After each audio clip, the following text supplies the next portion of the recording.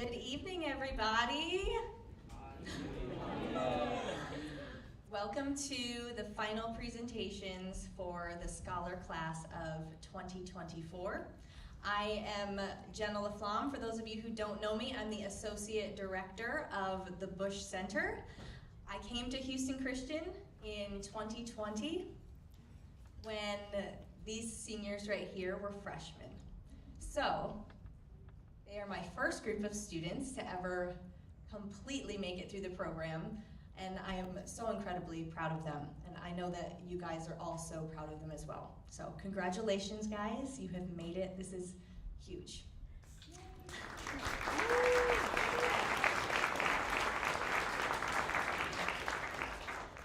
I want to take a minute to thank all of our Houston Christian faculty and administration who came to support these scholars. So thank you, Ms. Messer, for being here with us. Thank you, Dr. Price, for being here. Thank you, Ms. Dickerson, for joining us, and all of the other faculty that are in the room.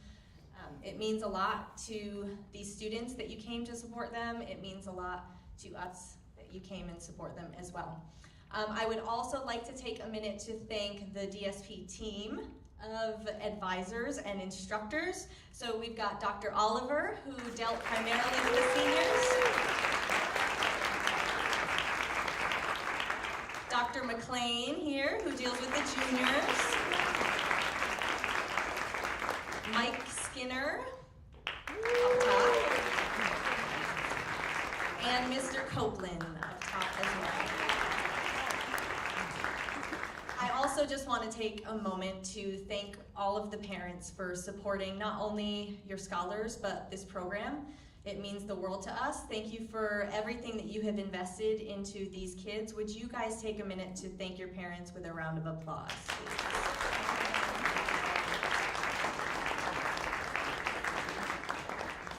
And now, without any further ado, I'm going to introduce you to our MCs for the evening. They're both from the Scholar Class of 2026.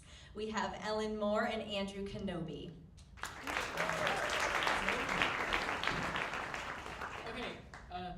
Test, perfect. Okay, so as Ms. LaFlamme said, my name is Andrew Kenobi. I'm Ellen Moore. And we will be your MCs for the evening. But before we get started, we will now like to introduce Michaela Villafuerte for our opening prayer. Hey y'all, thanks for coming out. Let's bow our heads and close our eyes. Dear Heavenly Father, thank you for this wonderful night where we could just learn more about the wonderful things that this senior class has been researching. I pray, Lord, that you will just honor all the time that they poured into these projects. Lord, I pray that they will be able to share their knowledge with us, Lord, that we will walk away with learning more about who we are as people and how our world works. And I just pray that you will bless this night. In Jesus' name we pray, amen. Thank you so much, Michaela. All right, up first, for our first presenter of the evening is Cinder Duffy, daughter of Maria Oden and Brian Duffy. She's involved in Stang Tech Robotics and the project manager and robot team lead. She is a senior leader in Life Flight and has served as a Camp Longhorn counselor. She has earned the bronze level of the Presidential Service Award. Also, Cinder is an AP scholar with honor and has participated in Model United Nations. She is a member of the Math Club, the Royalty Society, and the CAD Club, and HE's Neurodiversity Club. She is also currently serving as a D group leader. So if you would all welcome with a round of applause, Cinder Duffy.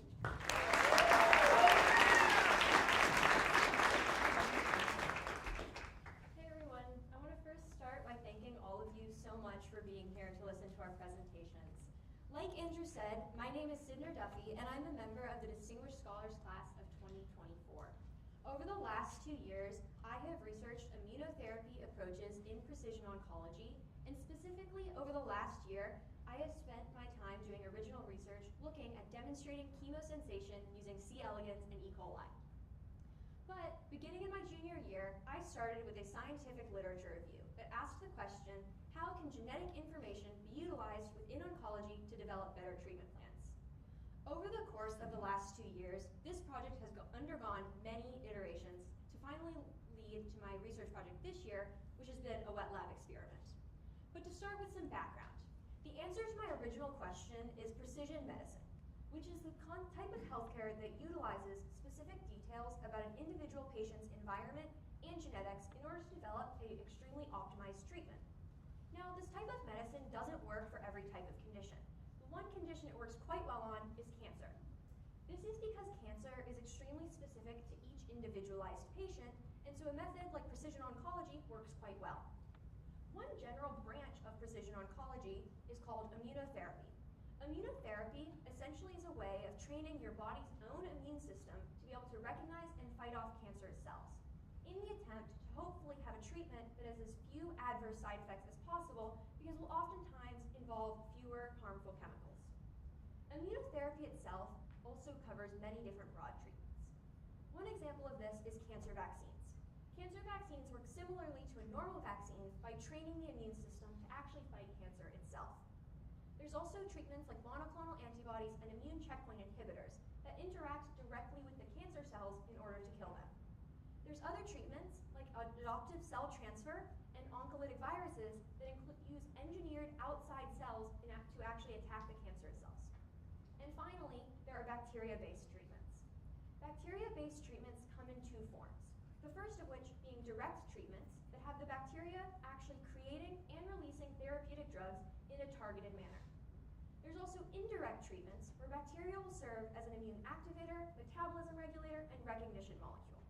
This final, very small niche part of immunotherapy is what I have spent the past year working on. Recognition molecules, in my instance being E. coli, will essentially serve as a molecule that is able to sense a type of stimulant, oftentimes a chemical or cancer biomarker present within the body. This molecule is then able to have some sort of response, for example, changing color. Now, thankfully, over the past year, with this such very pure science topic, I have actually been able to work in a laboratory, meaning that I have been going in after school and physically handling bacteria and genetic engineering to create a strain based on my work. However, this does not mean that I have not had several challenges. Of course, as all of us are, or many of us are, I'm a high school student and I currently have no degrees. I also have no funding, which of course makes things quite difficult in the scientific world. I have to rely on the resources my lab already has. My topic itself also presents several unique issues. First of all, I am in a medical-based topic, which means that it is an ever-evolving problem. Medical technology is evolving practically by the day, and knowledge is constantly changing. I also am working with cancer, which by its very nature is constantly evolving as it mutates and grows. And as I mentioned, I have a pure science topic. Although I could have done some sort of literature review, it is far more impactful and honestly more interesting to do an actual laboratory-based experiment, but I was fortunate to have this opportunity. And finally, with my specific topic, there are far too many research gaps for a singular researcher or even teams of thousands of researchers to ever solve this issue.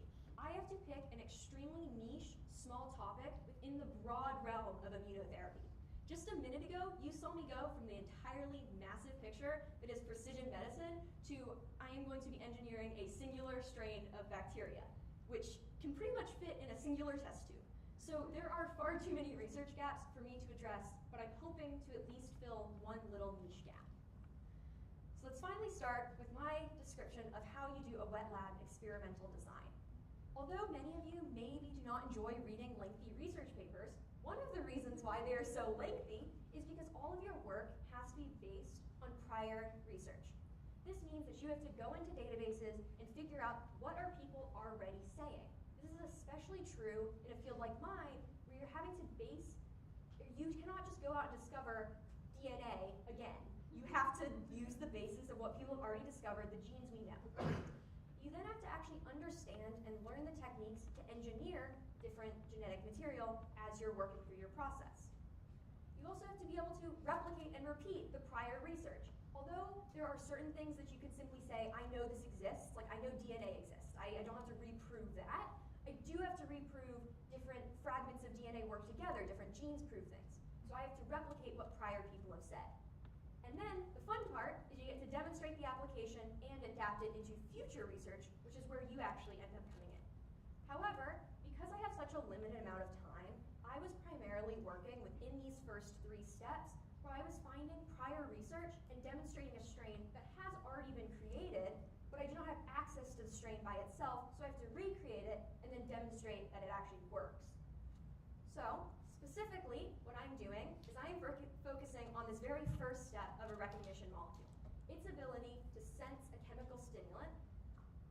I chose to do this with E. coli. There's a number of reasons I chose E. coli that I will explain later on.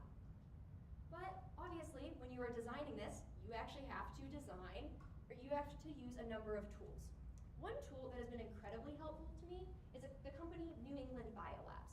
New England Biolabs allows you to actually simply order genetic material and all sorts of different tools directly to your lab. They also have a number of different procedures. They already have researchers who have developed all of these different tools. In fact, New England Biolabs, all of the procedures that I'm going to talk about tonight, you can go home and Google them, and they will tell you even more details than I will cover. There's also other companies like Addgene and Vazyme. Addgene specifically is a plasmid repository. This means that I can take a genetic sequence. If you've ever seen one of those, it's quite literally the sequence of nucleotides, the A's, the G's, the C's, the T's. And I can send that sequence to Addgene, and they will send me back a fragment of DNA within 2 to 3 business days. That is honestly kind of wild, and is one of the coolest things I've found about this field is I can just order DNA. But again, I have to actually design the DNA myself. One of the common tools that you use to do this is a platform called Benchling. Benchling, when you log on, ends up looking something like this. We're able to see the sequence on this side of the DNA, and you're able to collaborate with other researchers and gain what they know, so you can actually simply copy and paste genes from one fragment to another because you actually already know what that gene does. You're also able to label within Benchling itself, almost like a Word document, so you can leave notes for yourself in the future and for future researchers. So, using Benchling, I was able to design 1 plasmid and 2 linear fragments. The specifics of this I don't have the time to get into the specifics of this, but they're fun. They're really cool to me. When you're actually going to build these fragments, although you could order them from a company like Addgene, it's honestly quite expensive. So what you'll do is you'll use custom fragments that you have in-house, or you'll order really short fragments. Think a couple hundred base pairs from a company, and you will create much longer fragments. However, your starting point, you always have a very small amount of DNA. So you have to amplify it or get more of it. You use a process called polymerase chain reaction, or PCR. This is, yes, the same process used for COVID tests. The first step of PCR is denaturing, or breaking apart double-stranded DNA. Think the unzipping of DNA you see in cartoons. The second step is the annealing of primers. Primers are even tinier pieces of DNA that connect directly to your original fragment and serve as a starting point for replication. Primers are specifically important because they have to be custom to each fragment you're trying to replicate. So, thankfully, with modern research, there's a handy-dandy tool called NED Builder, where I just copy and paste my fragment directly into it. I hit auto-generate, and it gives me the primers that I just copy-paste into Addgene, and they send them to me in 2 to 3 business days, and I can get my PCRs started. So, these are some of the primers that I had to order a couple weeks ago. The third step is elongation, where the DNA polymerase or enzyme that does this process will actually replicate the DNA, getting you from 1 template strand to 2. And this process will repeat about 30 times as your DNA grows exponentially. But once these PCRs are done, you're left with just a tube. You're not actually able to visually see DNA with your naked eye, obviously, so you use a process called gel electrophoresis to visualize it. Gels run from negative to positive, and DNA being a negative charge is repelled, with the shorter DNA moving faster. When you run a gel, you also use something called a ladder, which you know the exact base pair length of each of these fragments, so it sets a baseline. And this example is not the best, so I have one of my own gels that I ran.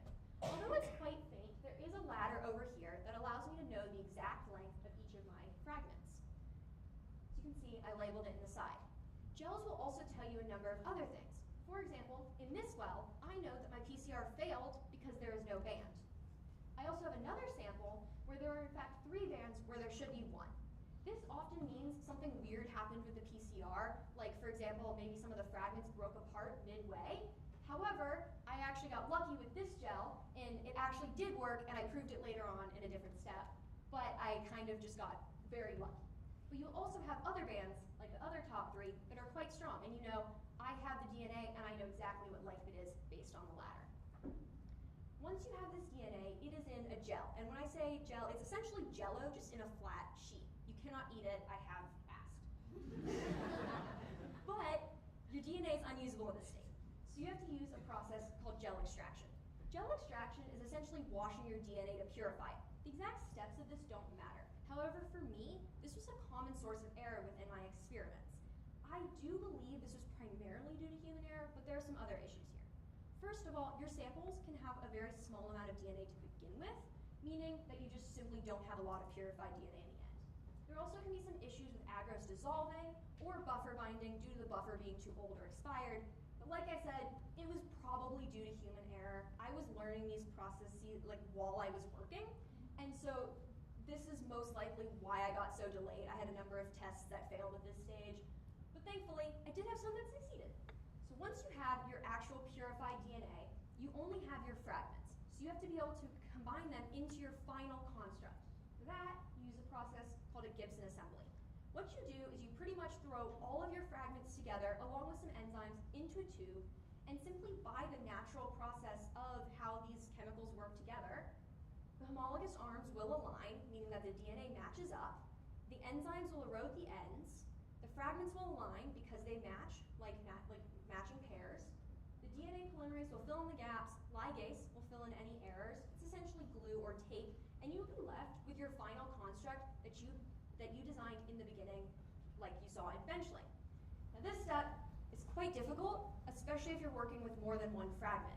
And in fact, you can't see any of this happening. You simply have to hope and pray that my enzymes are doing what I want them to do.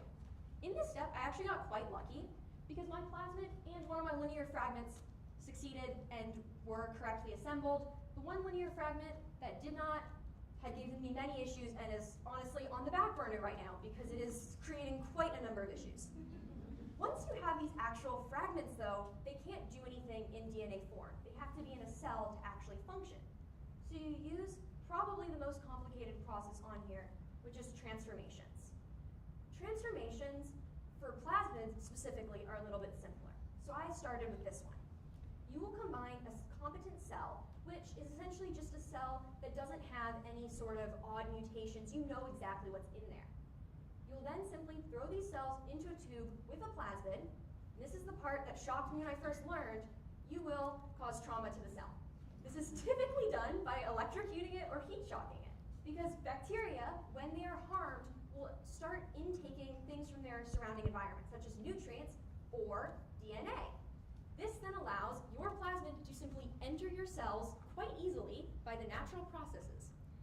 Bacteria, specifically, unlike animal cells, will treat these new plasmids within them as just their normal DNA. Because it's in a plasmid and is in controlled form, they start replicating it and act like it's been there the entire time, which is why we choose E. coli, because they're very simple, and bacteria in general for this type of engineering, because it's quite easy to design and change different parts of them. And unfortunately, my first transformation with my plasmid, even though it was supposed to be really simple, failed, but the second one succeeded, and that's currently being sequenced and tested. My final type of transformation is with linear fragments. Because I only had one to move forward with, this was a little bit simpler, and the beginning process is kind of the same. You throw the linear fragments in, you shock them in some way, and they take up the linear fragments. However, because this isn't a plasmid, it's simply a linear fragment of DNA, the bacteria doesn't know how to treat it. So you have to use another process that many of you have probably heard of before called CRISPR, which is where you use a protein to cut out a part of the bacterial genome, the actual original DNA of the cell, and insert your new linear fragment. This process is often more difficult because Cas9, the protein, sometimes tends to denature. However, I actually got lucky, and this one worked the first time, which was quite thrilling. And it's currently also being sequenced, and I'm going to continue to test it for the rest of this semester, although it is not at a super usable point at this point.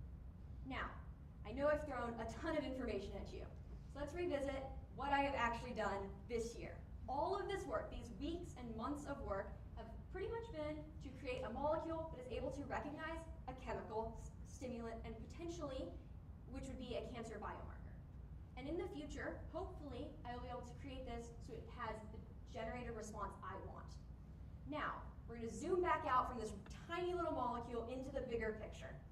This type of treatment, although it is relatively rare, could allow for molecules to be used to recognize cancer biomarkers, meaning that even if you do not have a solid tumor within your body, your treatment is able to actually find it because it is able to recognize it and could theoretically lead to your immune system being able to fight off cancer better.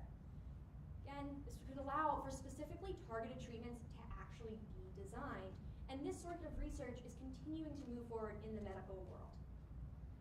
I'm hoping that as I continue my work this semester, over the summer, and into my undergraduate years, I am able to continue with the techniques I have learned and the techniques that I simply learned in DSP about research to help provide information for this field and hopefully get to a point where I can do some genuine help for the world. Thank you.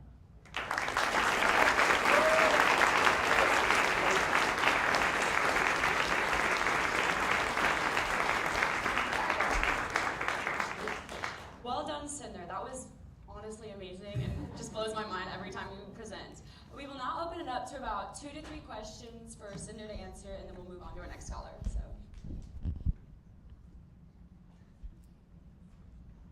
What do you find to be the most difficult part of your work so far? Honestly, the timing is kind of difficult. This sounds a little bit silly, but for a researcher who's full-time, you can go in almost any time of the day. So I don't know if this is a stereotype when, especially young researchers, you go into the lab at like 2 in the morning to start a test and you're back there at like 8 in the morning, right? I can't do that. I'm a high school student. I have an actual like schedule. So that was honestly the most difficult part is my tests would end at really weird times. So I had to do a ton of scheduling just around the natural, like how does research work? That was honestly probably the most difficult part. So you mentioned a little bit, like a few times actually, where you're saying like, oh, well, I got incredibly lucky on this part, unlucky on this. So how do you think like luck and just like the natural process of like biology and things happening played a role in your research? And how do you think like research at the higher level, how do they find a way to sort of like mitigate the risk of letting things up to like luck or chance, you know? So with these sorts of, it's like luck in the I really, really hope it works, and thankfully most of the stuff I was doing was a little bit more on the simple end of what you have a ton of stress over. Specifically with mitigating the luck, you just do a ton of repeats. So like you would run maybe 7 different PCRs of the exact same fragment, and then you'd just be running a ton of stuff at the same time. Part of the reason why I didn't actually end up doing that is because I was trying to make 3 constructs at the same time. And so if I was trying to keep track of 21 different, you normally do like 5 actually, so like 15 different constructs, it would have been honestly kind of too difficult to do, and most people don't even do that just because it's difficult. So the part of the reason why it was such an issue for me is because I was doing 3 constructs simultaneously because I have a relatively limited time span. Normally you would do 1 construct, takes me like a week, another construct takes me a week, and that's kind of, or like more like 2 weeks. Yeah, that's mostly what it is. You run repeats. Sure does. Cinder, what inspired you to begin this journey? So it was kind of, I don't know how many of you remember, some of you are younger students, but so sophomore year, I talked about just a lack of diversity within genetic databases. It was far more about the data analysis side of it. But I would just found, like, I really think this is cool. Like, genetics and what we can do in this field is massive. And I learned part of the reason why it's such an issue is because of medical treatments, right? You can't, if you don't have good data, you can't do medical treatments on a wide variety of people. And so I kind of was just like, okay, I think that's so cool how genetics can be used in healthcare because it could save so many lives. And I honestly just kind of went to my mom and went, so what's a thing that you can use genetics for in healthcare? And she was like, cancer. And that's kind of how I started. And now I've just found that like there is so much good and research that's out there that can be done. There just needs to be more people that are willing to do the work and will spend years on something that seems simple in the long run, but is actually really beneficial. Okay, thank you so much, Cinder. That's all the time we have for questions. Join me in welcoming our next scholar, Colin Brogdon. Colin is the son of Diana and Matthew Brogdon. He is an NHS member and a part of and is an AP scholar. He is an HD theater work ensemble actor, and he is an HD Stain Tech head research writer. Colin is a member of the Math Club, Interact Club, and the Royal Tea Society. His interests include quantum mechanics and studying video games. He's a music enthusiast and enjoys binging YouTube. Colin will be attending the University of Texas at Austin in the fall, majoring in physics. Please give a round for Colin.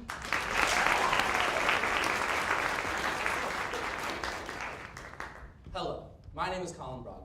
Now before I begin my presentation, I want to ask one simple question. How many of you in this room are familiar or know about autism spectrum disorder, or what is more commonly referred to as ASD?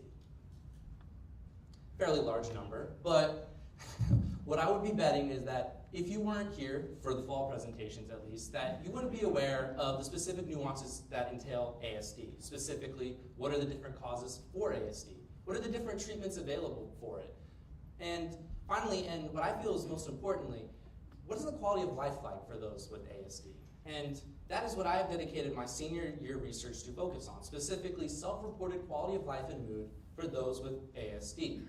Now, before I begin to tell you more about quality of life and dive deeper into this research that I pursued, I feel it's imperative that I give a sort of overview of the research that I conducted last year to sort of investigate the nature of ASD and ask the question, what are the causes and treatments that improve quality of life for those with autism spectrum disorder? Now, from my findings, I've narrowed it down to essentially 3 different facets of autism spectrum disorder that cover the causes, treatments, and quality of life for those who have it. The first being causes. According to Hertzbittiotto et al. In 2006 and Makin in 2015, the causes of ASD can essentially be simplified to a gene-environment interaction, in which external environmental stimuli, let that be the time of the year, the season, a specific virus, etc., interacts with pre-existing genetic sequences, let that be specifically the FMR51 gene for Fragile X syndrome, to make one more predisposed to having ASD. In regards to the specific treatments approaches available for ASD, according to Hindenburg et al. In 2021 and Siskind et al. In 2020, it is found that there are essentially 2 categories of approach for treating ASD, a behavioral approach and a medicated approach. Behavioral approach essentially works with therapies, such as occupational therapy, physical therapies, etc., that address specifically behavior. Whereas a more medicated approach deals with a more biological, pharmacological component to treat comorbidities, which essentially are pre-existing conditions that typically exist alongside ASD, such as depression, anxiety, ADHD, etc. Now, sadly, and reporting regarding to the quality of life for those with ASD, according to Arias et al. In 2018, it is found that, on average, those with ASD have lower quality of life, referred to as QOL scores, than those who do not have ASD. Now, as someone with ASD, and as someone that was originally intending to investigate quality of life, specifically in regards to how it affects me, how does this affect anyone with ASD? And as such, that lower quality of life really got me to ponder further and dive deeper into that research, consulting a many variety of experts, such as Dr. Ken Munford, who was the mentor for me during this research process. He's a clinical psychologist that works directly with children and adults with autism spectrum disorder. And having a really intense discussion with him about this issue of quality of life, I found that a significant research gap that wasn't apparent for me for my junior year is, what about quality of life in terms of feelings? Now, I know that this may sound counterintuitive or really confusing because as individuals, we often associate quality of life with feelings. My quality of life is based off of how you feel on a day-to-day basis, right? But not for ASD, as it is found that there's a significant gap in the literature related to the mood and emotions about quality of life outcomes in those individuals. Now, there isn't any malignant reason for this to happen. This isn't done accidentally, that there's actually a logical explanation for this. And that is because it's not the actual fault of the research itself, because comorbid mental health issues exist for those with ASD, which is that those with ASD have difficulties regulating their own emotions. Hence, in the research, researchers often tend to leave out that data as unreliable or inaccurate to how someone with ASD actually is feeling. And as such, researchers tend to use other alternative methods to explain quality of life, primarily being adaptive functioning. Now, adaptive functioning is essentially boils down to how well someone adapts to difficult circumstances in a neurotypical environment.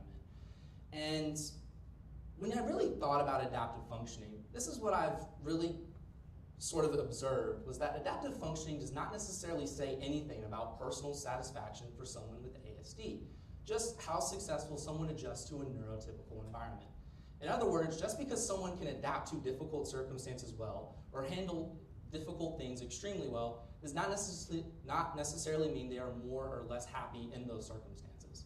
And wanting to investigate this mood further, this led me to begin to develop the research question: are individuals with autism spectrum disorder, with the current access to treatments and behavioral therapies, actually in self-reportedly good moods and personally satisfied with their individual lives? Now, the way that I designed this research was essentially create a self-reported mood and satisfaction survey. Given that there isn't much research conducted on the actual moods and feelings of those with ASD, I had to go and create my own survey. And it is primarily composed of two sections: a demographic section and a section that actually has the survey questions. Now, there are two primary reasons that I had the demographics. Firstly, I wanted to help restrict and limit my participants to a specific inclusion criteria, between 18 to 25 years old. The reason I chose this age range was, firstly, I wanted participants to answer based off of how they felt without any external influence from, say, parental involvement, hence the 18. However, I also wanted to study the quality of life for developing minds. And considering that most neurologists consider 25 to be when the brain is fully developed, that is why I chose the 18 to 25 years old. But the other primary purpose for my demographics was also to leave room to account for other potential variables that could impact the results. Just because someone has ASD does not necessarily mean they are more or less happy, have a higher or lower quality of life. There could be a myriad of differing variables, such as one's political affiliation, religion, sexuality, gender, and etc. And as such, I also specifically included medication. As according to Hindenburg et al. In 2021, and from my previous research, medication has a strong correlation in the treatment field with actually addressing some of this negative behavior in terms of mood and how one feels in their individual lives. Now, the second in the primary section of my actual survey itself were the survey questions. These questions were adopted from the ASC, ASD, and MFQ, which are essentially measured scales, a few measured scales that actually exist that record feelings and mood of those with ASD from Engel and Costello in 1987 and Rogers et al. In 2015. These questions are purposely simplified for interpretation. In other words, these questions aren't so convoluted that it leaves someone or a participant to overthink the question. I wanted someone to go down, take the survey, and say, this is how I feel, let me just record this. And these answers were based on a number ranking of 0 to 100, with a higher number indicated repeatedly more frequent negative dissatisfaction. In other words, each and every single one of these questions are framed in a negative light. I cry, I feel blank, and this feels bad. And a number indicates how often you feel a negative behavior. So a higher number would indicate that you are more frequently unhappy, and a lower number would mean you are frequently less happy, I suppose. And really to give you a better visual of what this looks like, this is what it would look like for someone taking the actual survey itself. You have the actual self-report based off of how you would see it. Each of these questions are framed based on how you have felt in the past 2 weeks, and I have given each individual essentially a scale of how they can work with 0 to 24 being never, 90 to 100 being all the time, etc. And such questions being like, I felt miserable and happy, or I didn't enjoy anything at all, as some of the questions. Now, before I actually present to you my findings from my survey, I feel it's important that, as any good researcher would, to explain the limitations that I've encountered during the research process. As many of my peers, or as all of my peers have encountered difficulties with time constraints and the availability of resources, I want to go specifically point to the relevant limitation that I encountered during my research, which is my limited access for population sampling, as my survey actually has a population of 9 individuals. Now, there are 2 points that I want to talk about regarding this relevant limitation. Firstly, the reasoning for such a limited access for population sampling is due primarily to a less solidly organized group for the population I was trying to study. There are plenty of organizations that have people with ASD that are under 18, right? But there is a real lack of strong local groups that I could really reach out to when it goes to over 18 years old. Sure, there's a lot of national organizations out there such as Autism Speaks that have a website.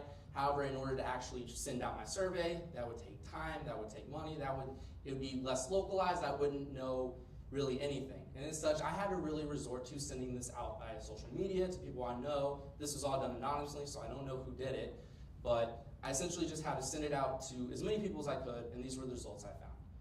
The second point that I want to talk about with my relevant limitation is that given the fact that there is a survey of 9, the data is not generalizable. In other words, since there are only 9 people, that does not mean that I can make an absolute case that this is the truth.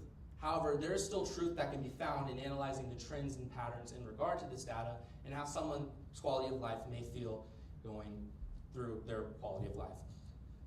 Now, the actual graphical data, and as I was really looking through this survey, I actually specifically analyzed for each of the responses to see how their responses correlated with the specific variables from the demographics.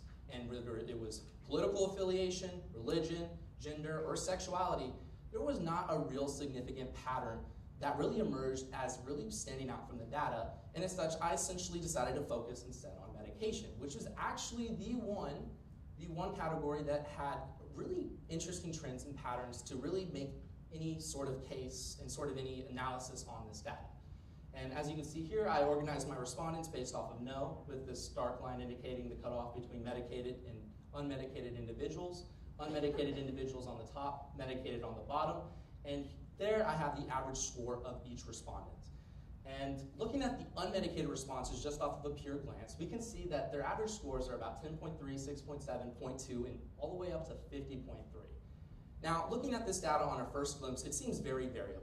In other words, you have highs of highs and low of lows. And what that translates to in terms of the survey is that individuals, the fourth respondent who had a 50.3, tended to generally choose 50s or very extreme answers, either hundreds or zeros in order to have that average.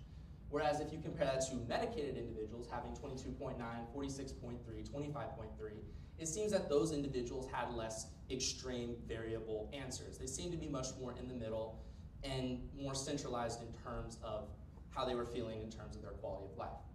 However, there's not a real great way to compare it just simply off the averages. The averages only give a comparison of the data in relation to the scale for each individual. That does not tell me anything about how the respondents' responses compare to one another in terms of the unmedicated versus medicated population. We can make observations, but you can't really make any statistical truths from this claim. And as such, I decided to utilize a z-score. The z-score essentially standardizes the data, and it really allows me as a researcher to compare the different respondents to one another. And establishing this z-score, we see that the confirmations from my statement are confirmed, as the unmedicated individuals have a wide range of z-scores, ranging from -0.8, -0.8, -1, -1.4, all the way to a positive 1.5. Whereas the medicated population has about a -0.1, 1.3, 0, 1.1, and 0.5. Now this looks all like a bunch of numbers, so I decided to make this simpler for yourselves and actually graph it via a dot plot. Now, and the average score of all the respondents being about a 24.5. Now, the green dots being unmedicated responses and blue dots being medicated responses. Now, I don't think that many of you in this room are psychologists, experts of statisticians. I'm not, but just from a general audience member perception, is there any sort of observations that you can make with this data? What stands out to you? Well, Jordan. If you were to look, you would notice that the blue dots are in the middle, whereas the green dots are on the outside. And this actually confirms our findings from earlier, as again, the unmedicated responses are on the more extreme ends of the quality of life average, being either the lowest of lows or the highest of highs. Whereas the medicated responses are much more centralized. They're much more in the middle. Now, there are actually two very interesting data points in individuals that I want to bring attention to. Firstly, if you look at the 4 blue or medicated responses in the middle, we see that the response ranges from 22.9 to 32.3, with an average response of 26.7 and an average z-score of 0.13. In other words, these individuals are pretty much close to the average in that the medication seems to be pretty effective in regulating any potential negative emotion to really have any sort of extreme in their responses. But look at this individual over here with an average response of 46.3 and a z-score of 1.3, which is much more significant than any of the medicated responses. Now, there's a couple things that as a researcher this tells me. Firstly, is the medication actually effective that their answers are so extreme? Or is it that they are so extreme in their nature that even medication only brings it down to that 46.3 average? That's something that was really interesting that I wanted to keep in mind. But something that was much more significant and interesting for me was the average response of 50.3 for the unmedicated response with a z-score of 1.5, by far higher than any of the unmedicated responses in this list. Now, as in my interpretation of the research, this individual seems to be a prime candidate for medicine. I mean, at the end of the day, this research was meant to promote quality of life for those with ASD, and as such, this individual seems like the best candidate for it, considering they have the highest average response in terms of a negative quality of life. Now, there was a lot of what I considered in the data, and all of this was done anonymously, of course. I don't know any of these people. I don't know any of the life circumstances, what's going on with this individual or that individual or what have you. But what I can tell you is that this individual, this average of 50.3, is in fact me. I am this person. And it really brings home the importance of quality of life. It really brings home the importance of why are we doing this. Because it's important that we understand that it's more than just numbers, it's more than what we see in action. It's important that we conduct this research and that we look beyond just how someone handles circumstances, it's about how someone also feels, which is what I wanted to consider, and I think is a very important, relevant research to consider in the future as well. Thank you for this. Thank you for your time.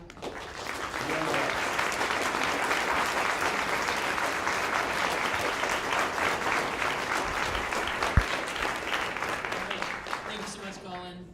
We'll now open up the floor for 2 to 3 questions. Juicy. How do you think, you think that autism is you're either born with it or without? How do you think, do you ever look into how external conflict as you're growing up could affect enhance your autism? How do you think that would affect? Do you have any idea? Look into some research like that. That's a very interesting question, Juicy. The whole nature versus nurture idea.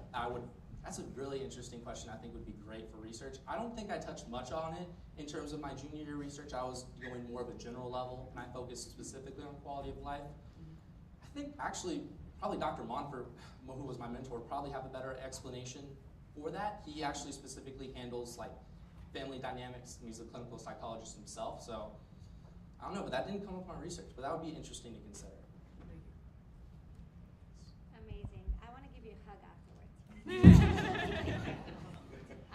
Very, very genuine, incredible research. My question for you is, have you ever thought about using the same exact survey for people without autism at the same age and compare those? That would be really interesting because kind of going back to like what you're talking about, it's far away. That there would the comparing the rise to all study with the lower quality classes, that would be a really good idea. 100%. Yes, sir. Great presentation, by the way. Was there any consideration of, I forget the term, but basically bias, right? So people that are taking medication are probably taking that because they're already more unhappy than people that maybe don't need it, that decide I don't need it because I am happy or already. And is there any way in your research or going out to be able to adjust for that in looking at the comparison between the two groups? Regarding any research, nothing's perfect. It's very interesting. It's pretty interesting question to consider. I try to make the survey as obviously less bias-free as possible. It's very interesting to consider. I think that to limit bias, I simply just wanted to record it. I think that I try to have it be framed in a way that's as honest as possible to where it would hopefully try to limit bias, but I feel that, like you said, there could be better measures of preventing bias that I probably could consider for future research, and I think would be really good. All right, let's give it up one more time for Colin. All right, our next scholar for the evening is Jordan Blyden, son of Jackie and Dale Blyden. In his free time, he enjoys video games and creating flags and soccer jerseys online. He is a member of the National Honor Society, the Production Club, and the Model United Nations Club. He is also a National Merit Commended student. His involvement in HC Theater Works includes playing Officer Brannigan in A Murder is Announced and working in theater tech. He served as the marketing leader for Stang Tech Robotics. He also assists with Chapel Tech. In addition, he is an AP scholar. Jordan plans to attend Rice University to study computer science.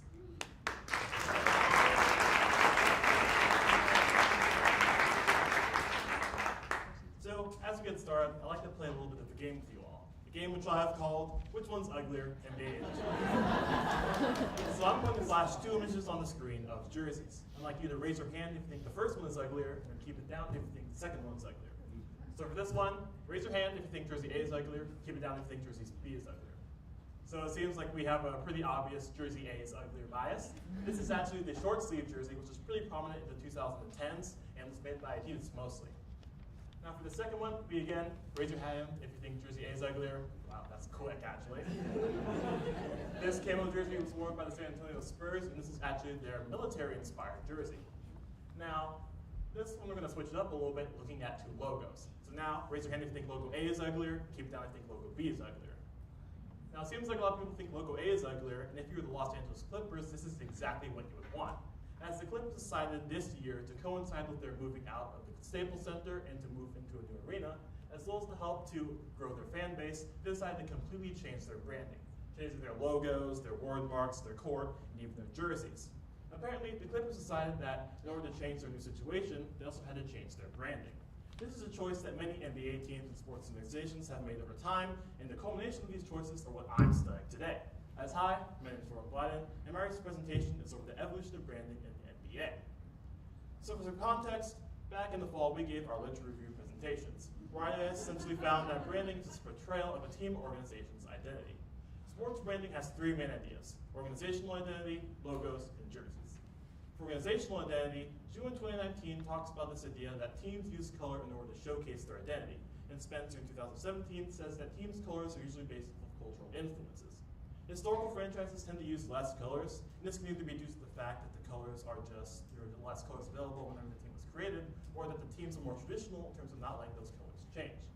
Another part of organizational identity is this idea of rebranding. Essentially, teams changing their branding in order to benefit the new identity, such as the Clippers did earlier. Walsh Law in 2018 talks about these 5 ideas for why teams might actually want to rebrand. Nostalgia, to refer to the history and the past of the team. Regional pride, the team trying to connect to the location that the team is based in. Modernization, which is usually just straight up updating the branding. Fan feedback, how fans respond to or view the branding. And then finally, rebirth, which usually deals with teams relocating to a different city or area, or just big organizational change. The second aspect of sports branding is that of logos. With Megadidley's law in 2016, finding that a lot of top European soccer clubs tend to have similar club information in their logos. This can usually be seen in them giving the founding date, or them giving the club name. But they also share common symbols, whereas there's natural symbols like plants or animals, but also local symbols like hills of arms. Logos also have the ability to convey certain personalities. As Pandal in 2013 found that logos have these 5 different personality dimensions that essentially inform the viewer on how to actually feel about the logo. Dwyer in 2018 found that older logos were more associated with this idea of outdatedness, while more recent logos were more associated with this idea of freshness. And finally, Watkins and Gosbach in 2013 finds that whenever you talk about college athletics logos, they're actually most associated with the idea of excitement. Finally, we have this idea of logos. With Butler and Butler in 2021 and Strandall in 2015 talking about the evolution of the English soccer club jersey. They found that the jersey colors were actually based off where the players received their education from, and that they were very traditional in terms of not letting those colors change. However, there was a bit of a shift in the 1970s with the introduction of jersey sponsors, as you can see in that image there with the Spotify and the Fly Emirates.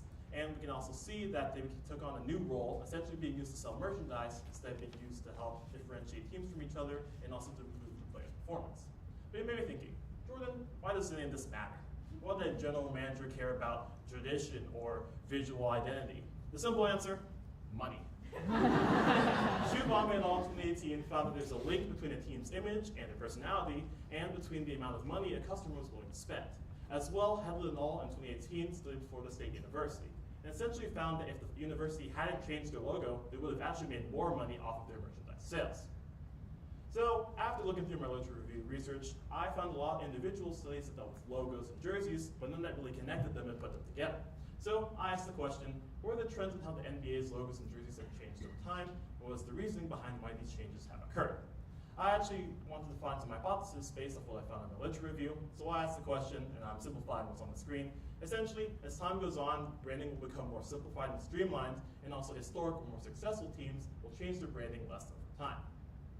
So for my literature, or so my research design rather, I wanted to use a mixed method type design, which means I use both numerical quantitative data and descriptive qualitative data. I was also heavily inspired by Mika Diddley's law study, as I mentioned before, as I essentially looked at logos and wanted to see their characteristics and encoded them into different categories. I also wanted to find some context for why these traits might change, so I then used these articles to help supplement my data.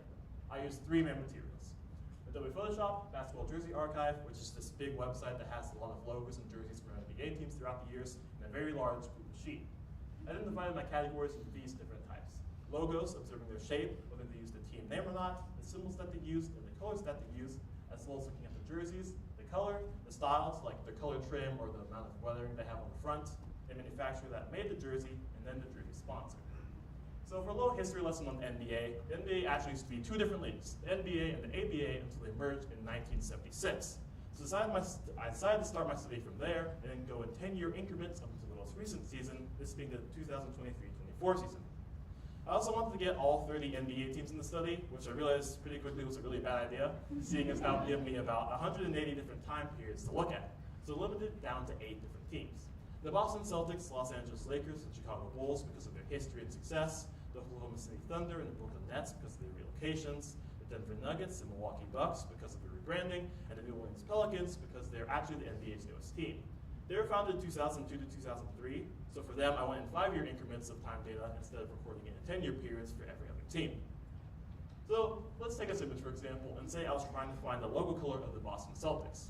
I'll download this image off the Basketball Jersey Archive and then put it into Adobe Photoshop, using the eyedropper tool to find the hex color code. And the hex color code essentially is just the representation of a color through a 6-digit code that uses hexadecimals, which is a type of coding language. I'll then take that color or any other category I wanted to find and put it into this Google Sheet. As you can see, I have a list of the year up top, I have a list of all different categories on the side, and there's more sheets on the bottom that go with the teams. However, I realized I still had way too much information, so I simplified it down into the 5 categories I thought were the most important or that changed the most.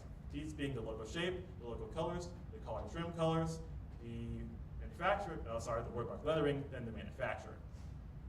But going into the results, I made a chart that essentially details the amount of major branding changes per team. And this is usually stuff that goes through logo shapes, whether they change, or wherever the wordmark lettering changes. You can see that the Celtics, Bulls, and Lakers have the least amount of change with around 5 to 7, and the Nets, Bucks, and Nuggets have the most with around 14 to 19. This kind of, I guess, solidified my early hypothesis that I thought that more historic teams would change less over time. But I actually wanted to find some hard evidence that would make this hypothesis kind of valid. So I then took the number of changes that team has made and put it against the number of championships that team has made, which I made in the scatter plot here. You can see the trend line right there, which is that little blue line, and this trend line usually gives you an R value, with the R value telling you the strength of correlation between two different variables. My R value was 0.64, meaning that there is a moderate amount of correlation between the amount of changes that a team has made to their branding and the amount of championships that team has won. Another result I found was that of logo shape.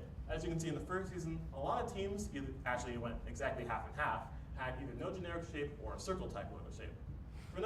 For no generic shape, this is kind of an example of like, there wasn't any real main shape the logo was composed of. And for some examples of these are the Denver Nuggets, Maxi the Miner, and the Milwaukee Bucks, Steven the Sweater.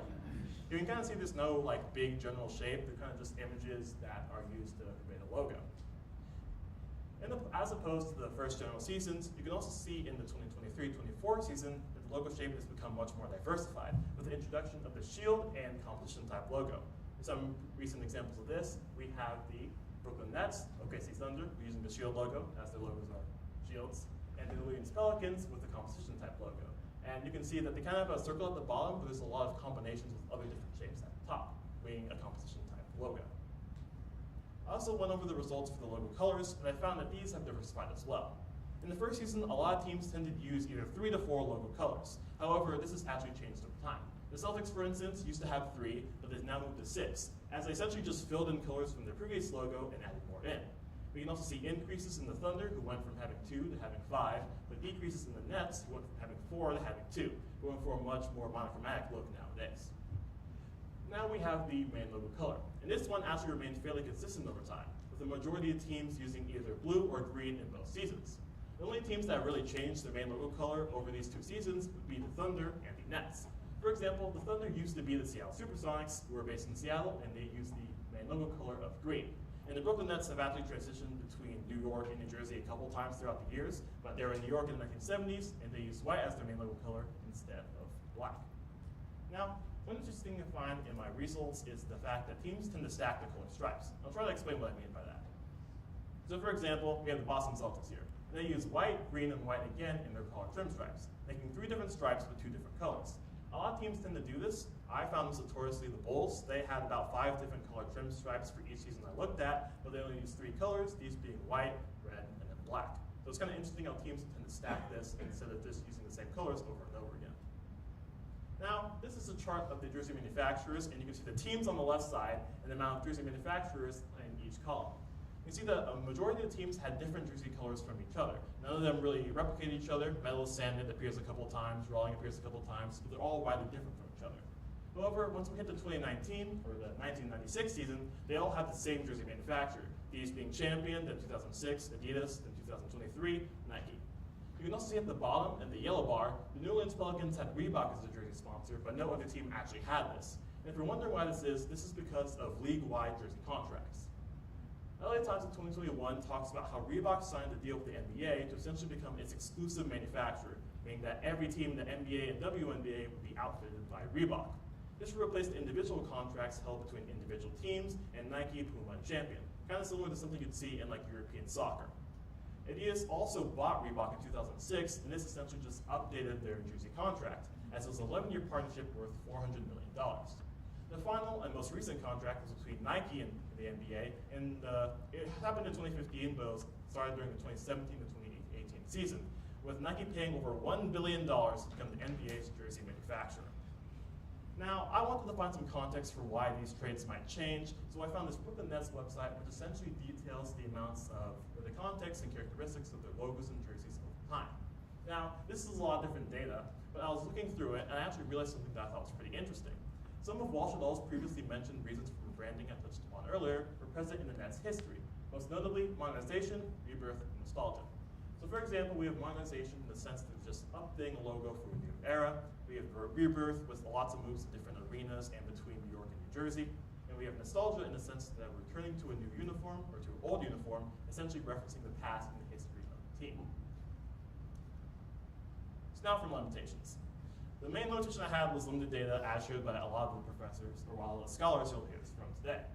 I only really studied 8 out of the 30 NBA teams and only presented over 2 out of the 47 seasons since the NBA-ABA contract. I also only really used Basketball Jersey Archive as my main database, and Basketball Jersey Archive might not have the most recent images updated. That's the thing, the Pelicans logo was updated this year, but they didn't really have it updated in time for me to use it. I also would have wanted a more robust methodology. For the logo shape, I kind of just looked at the shape and assigned it the shape I thought would fit the most. But I feel like if I had more time, I could have definitely found some type of algorithm or program that would have helped me get a more objective opinion. The third was pixel data. The problem with using photos as like a way to gather image data is that photos are affected by outside factors such as lighting. So the pictures and the pixel data I found might not truly represent the jersey's color. And finally, I had a lack of relevant literature. I found that I had a lot of big overarching themes or studies that dealt with big overarching themes, but I didn't find many papers that dealt with the individual teams and the individual branding histories that I really would have wanted. So now for some implications and further directions. I found that the history of success of a team, when measured in the amount of championships that team has won, is moderately correlated with the amount of weighted branding changes, at least for the 8 teams I have studied. One interesting thing to look at would be whether other measures of success yield similar results. So for example, if I wanted to look at ticket sales, or I wanted to look at the amount of revenue made off of merchandise. I also found that the sample NBA teams have become more diverse in terms of branding, but more standardized in terms of jersey manufacturing, which I thought was really interesting, as I thought the opposite would be true. If I were to take this study to the next step, I would ask the question, how would this study change with all 30 NBA teams?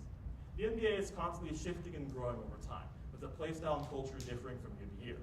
Are the results I found just because of the teams that I picked, or or truly a sample of the NBA's branding as a whole? My name is Jordan Biden. Thank you for listening, and I'll be open to questions.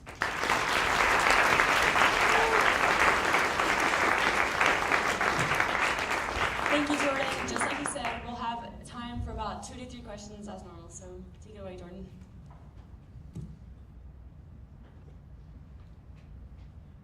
You mentioned at the beginning money is the reason for change. Did you find a correlation that showed that their changes actually increased revenue as well? Or? I would say that the study I looked at essentially found that for Headland's Law, it looked at the fact that Florida State University had this big rebrand, and a lot of the times, some of the studies found that people like the old logo better. So you can theoretically think that if they like the old logo better, they probably wouldn't buy merchandise with the old or with the new one. So I would say that there are some studies that kind of allude to the fact that if you change the branding up, teams may or may not gain or lose revenue with that. I didn't find any super direct evidence, but yeah, I hope that answers your question. Great presentation. Thanks. So when studying the color trends from a color theory stance, did you find any symbolism or meanings within the colors of the jerseys? Not in this presentation, but 2 years ago I did a presentation over flags, and color theory was a big idea on that. So I'm kind of going off the top of my head, so don't believe everything I say. But I think it's there's a lot of different color theory when it comes to, I think, mainly country. I think that one of the big ones is in China, red's associated with good luck. So there are definitely cultural values that depend on what country you're from. It can also be local context. And also, I would assume that local context is a big idea. So if you're a country that's the Miami Pelican, or the Miami Dolphins, who are an NFL team, I think they mainly use blue and aqua colors in their logo because they're near the sea. So I think that there is definitely some type of cultural context for why teams might choose different colors. What's your favorite jersey? All time? Yeah.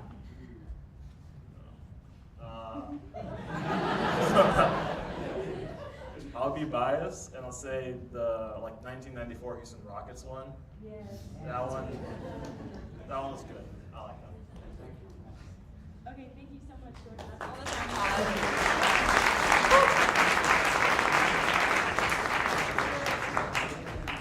For our next presenter, we have Noah Takahata. Noah Takahata is the son of Keith Takahata and Sanju Kong. He's the president of Praise Club and a member of Robotics. Noah has enjoyed his time in band and playing the snare drum in the drumline. He volunteers at the Memorial Hermann Hospital, and in 2023 he participated in the Junior Classical League, where his research took first place.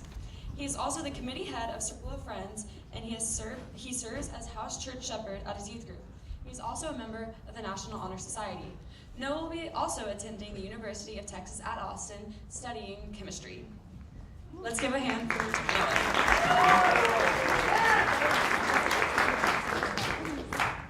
Testing. Thank you for that wonderful introduction from Ellen. Hi, my name is Noah Takahata, and I'm going to be covering the topic of unsupervised machine learning processing with Alzheimer MRI scans. Last year, what I took a look at were basically mental illnesses. And according to Psychology Today in 2022, around 46% of American adults and around 20% of American children and adolescents will receive at least one mental illness diagnosis in their entire lifetime. I think this just goes to show how pertinent this issue is, not only our country, but also to our health as well. Mental illness, unfortunately, is plagued with a variety of factors, such as misdiagnosis, which can typically result in getting the wrong medication or just the worsening of symptoms in general due to not being able to receive help. Thus, I wondered last year if it would be possible to use brain scans as a supplemental process to help boost the diagnosis accuracy for mental illnesses. This is what I found. I looked into a variety of studies utilizing different types of brain scans and correlating them with physical traits to see if there was any statistical relevance. What I found, however, was that a lot of the professors and scientists that looked into these topics said that currently this is impossible, due to the fact that there are small experimental sizes in these studies, according to Sui et al. In 2020, an unacceptable predictability rate, according to Plitt et al. In 2015, and single data point correlations, according to Rashid and Calhoun in 2020. However, what they do not discount, though, is the fact that it might be possible in the future to utilize brain scan imaging as technology continues to grow exponentially. This is where I was left off last year and what I wanted to start in a blog on. I wanted to take brain scans from a variety of open brain scan databases such as OpenNeuro, Oasis, and NeuroVault, and use them in a program known as MATLAB.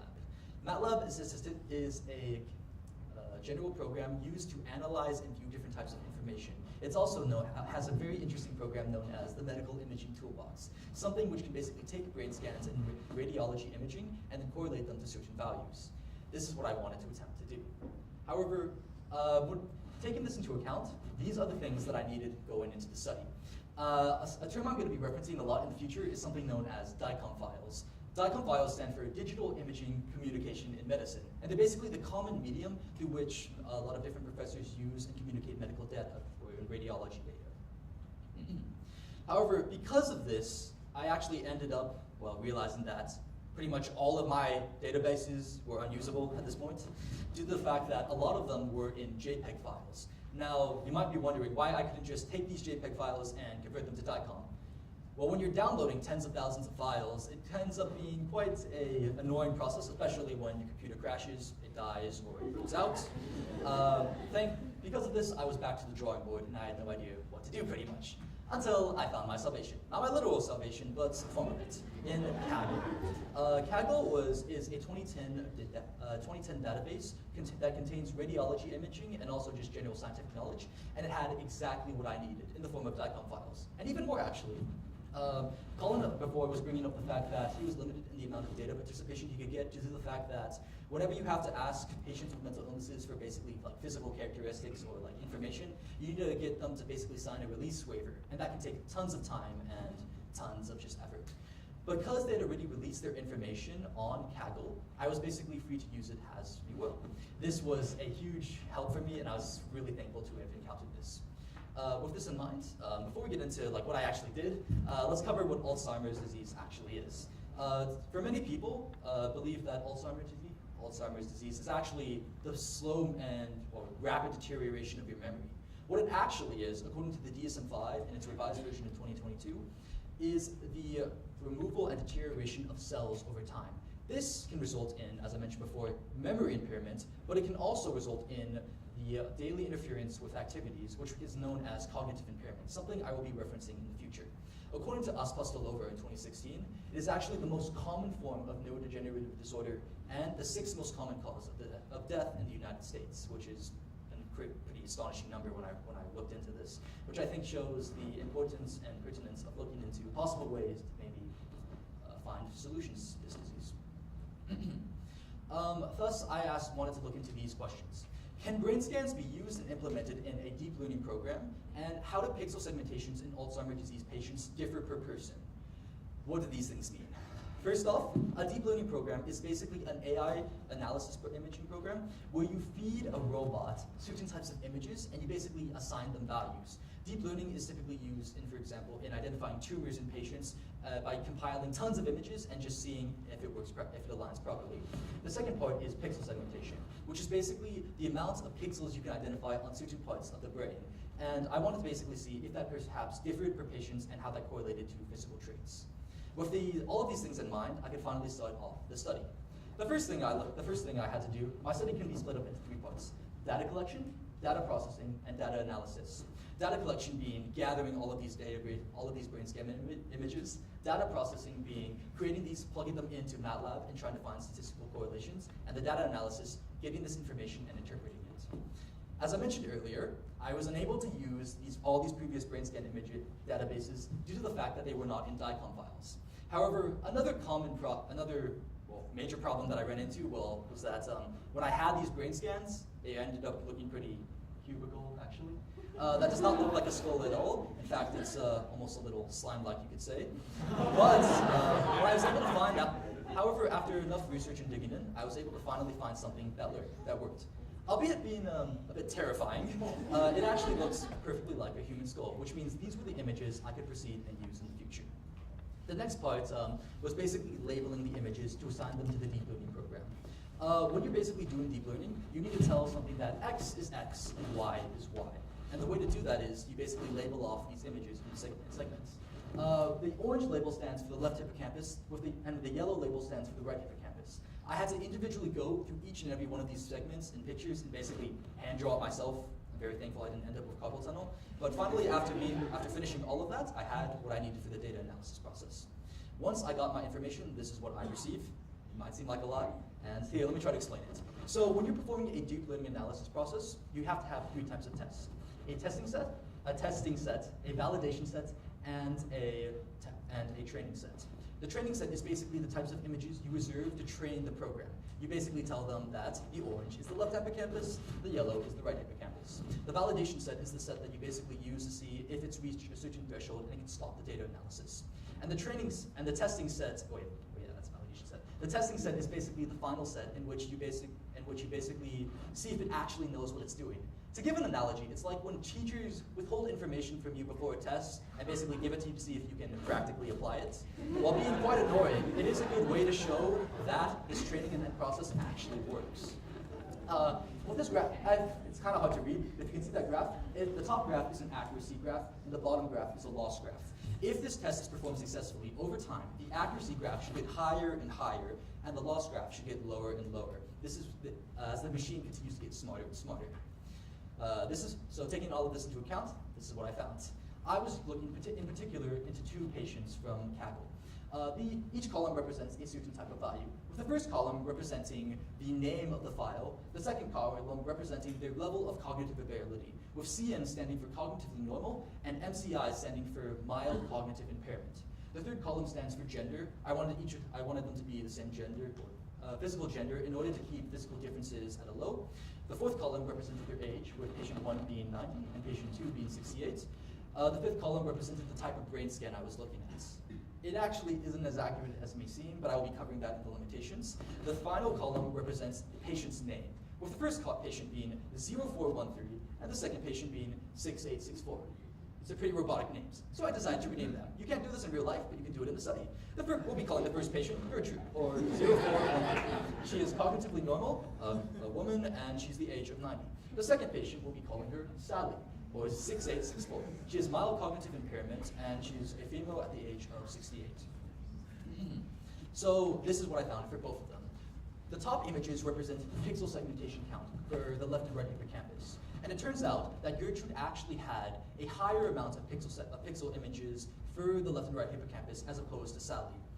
The bottom 2 images represent how the deep learning analysis program went over time. I conducted about 800 tests to see how it would go over time. And in general, the accuracy rates and loss rates followed a general trend of increase and decrease as you normally expected, showing the fact that the deep learning programs ran successfully and could be used in the future.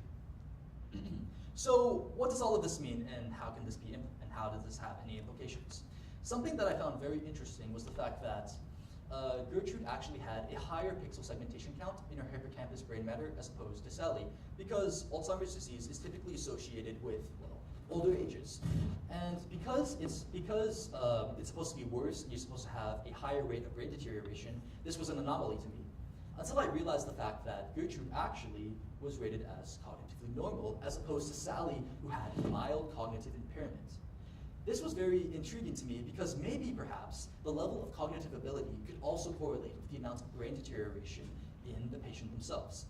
However, this is only 2 people, and I think I would have to do a lot more studies in general to do this, but deep learning takes a lot of time, and pixel segmentation takes a pretty good amount of time, so I didn't have enough time to do that. The deep learning programs in general, they perform successfully, and I believe they can definitely be used in the future for future analysis as well.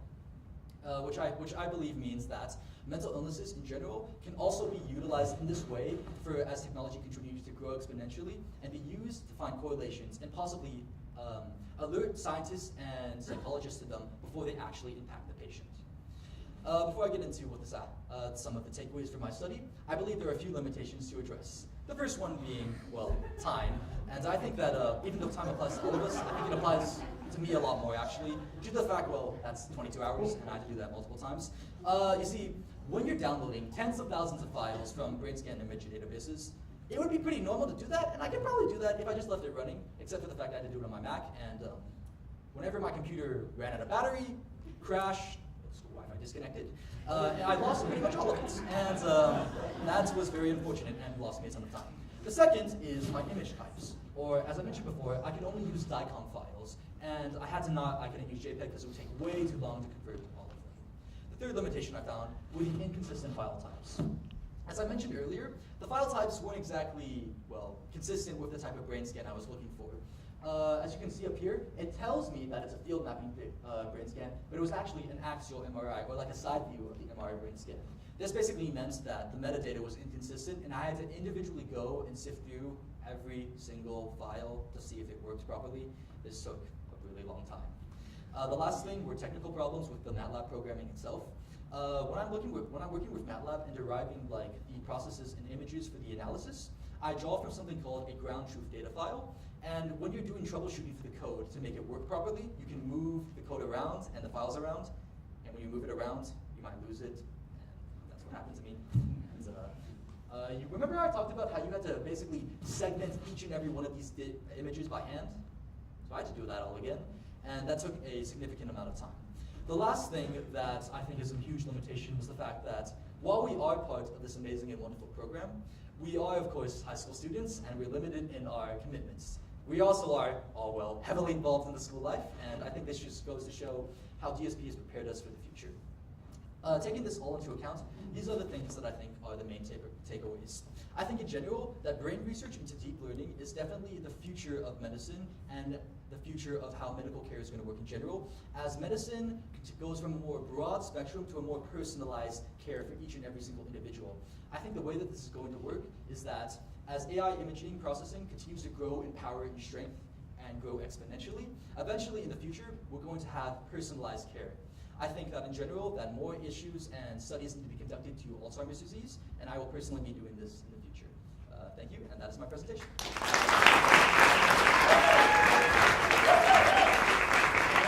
you so much, Noah. As you guys could probably expect, we're going to have some questions now. So, yeah, take it away.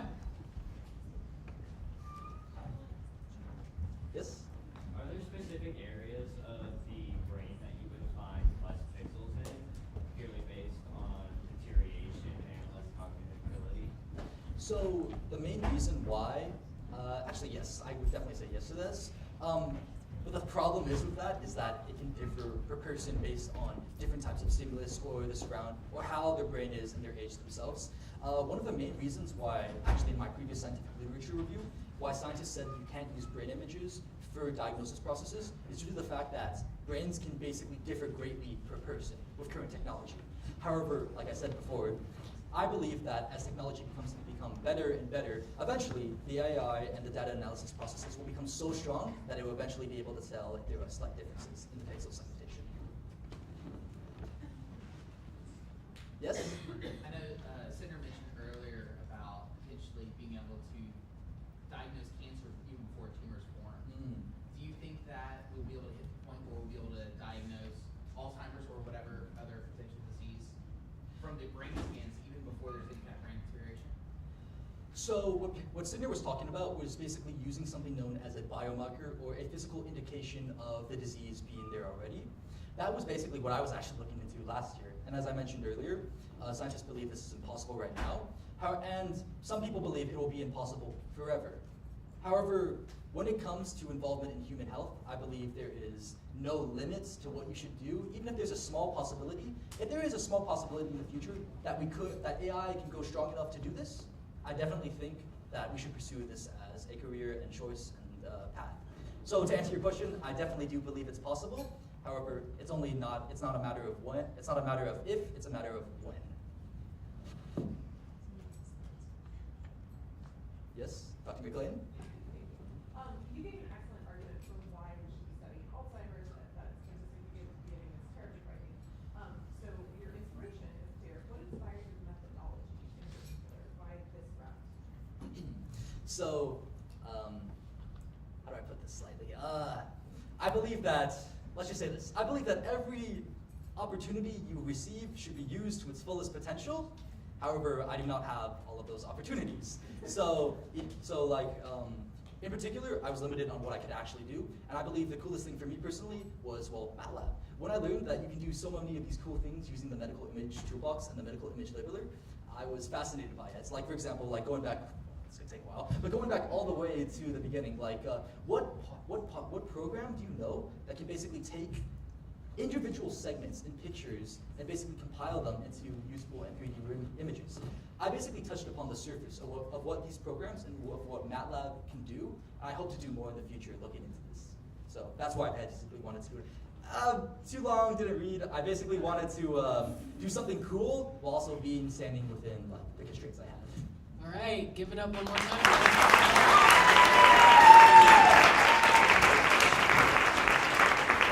All right, the next scholar that we'll be presenting is none other than Donna Zhu, who is the daughter of Flora Yang and Richard Zhu. Donna has been involved in many activities and clubs, from the HC Orchestra, the Royalty Society, Math Club, Magnum Opus, and the Rice Creative Writing Club. She participated in the Cornell SCE Pre-College Studies program. She has served in leadership in the Interact Club as president, National Honor Society as vice president, and student editor of the School Buzz. She earned the Gold Key and Silver Key Awards in the Scholastic Art and Writing Contest. Donna also volunteers at Cinco Ranch Alzheimer's Special Care Center, Gar's Hope Elementary School, and Wreaths Across America. She is the 2023 Drew Webb Scholarship winner. Her piano solo earned the Gold Cup in the Houston Federation of Music Club's Gold Cup Festival. She earned outstanding in all her participation at the Texas Federation of Music Club's All-State Festival and earned the All-State Award as well. Donna is also an AP Scholar and an AP Art Student of the Year. Donna is undecided about college, but is considering attending Emory University with an intended major in business and then going into pre-law.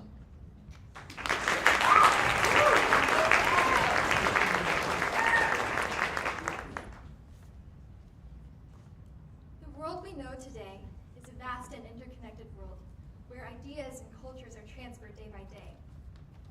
But though it is often underlooked, Shakespeare actually plays a major role in this world through contributing his wisdom and philosophies that speak true to us throughout the ages. Hi, I'm Donna. Welcome or welcome back to my final DSP senior presentation, Lost in Translation, a discovery of Western context within Mandarin translations of Hamlet. So before I get into the heart of the research that I did this year, I would like to give you a brief introduction of what I studied last year. The big question I asked was, what sociolinguistic factors influence the translation of Shakespeare's work in Eurasia?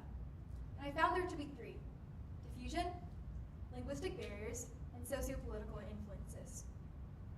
Diffusion, as Parson defines, is the spread of ideas, objects, inventions, and other practices from place to place.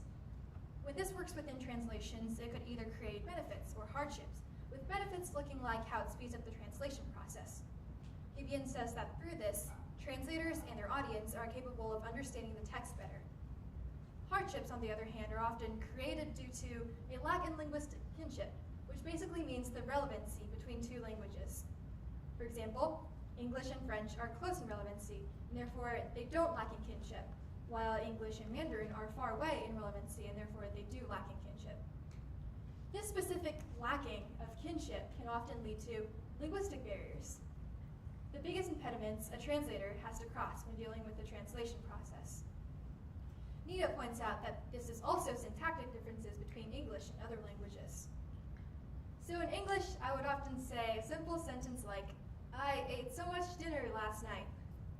But when I'm trying to translate it into Mandarin, this sentence would turn into, "Last night, dinner, I ate so much."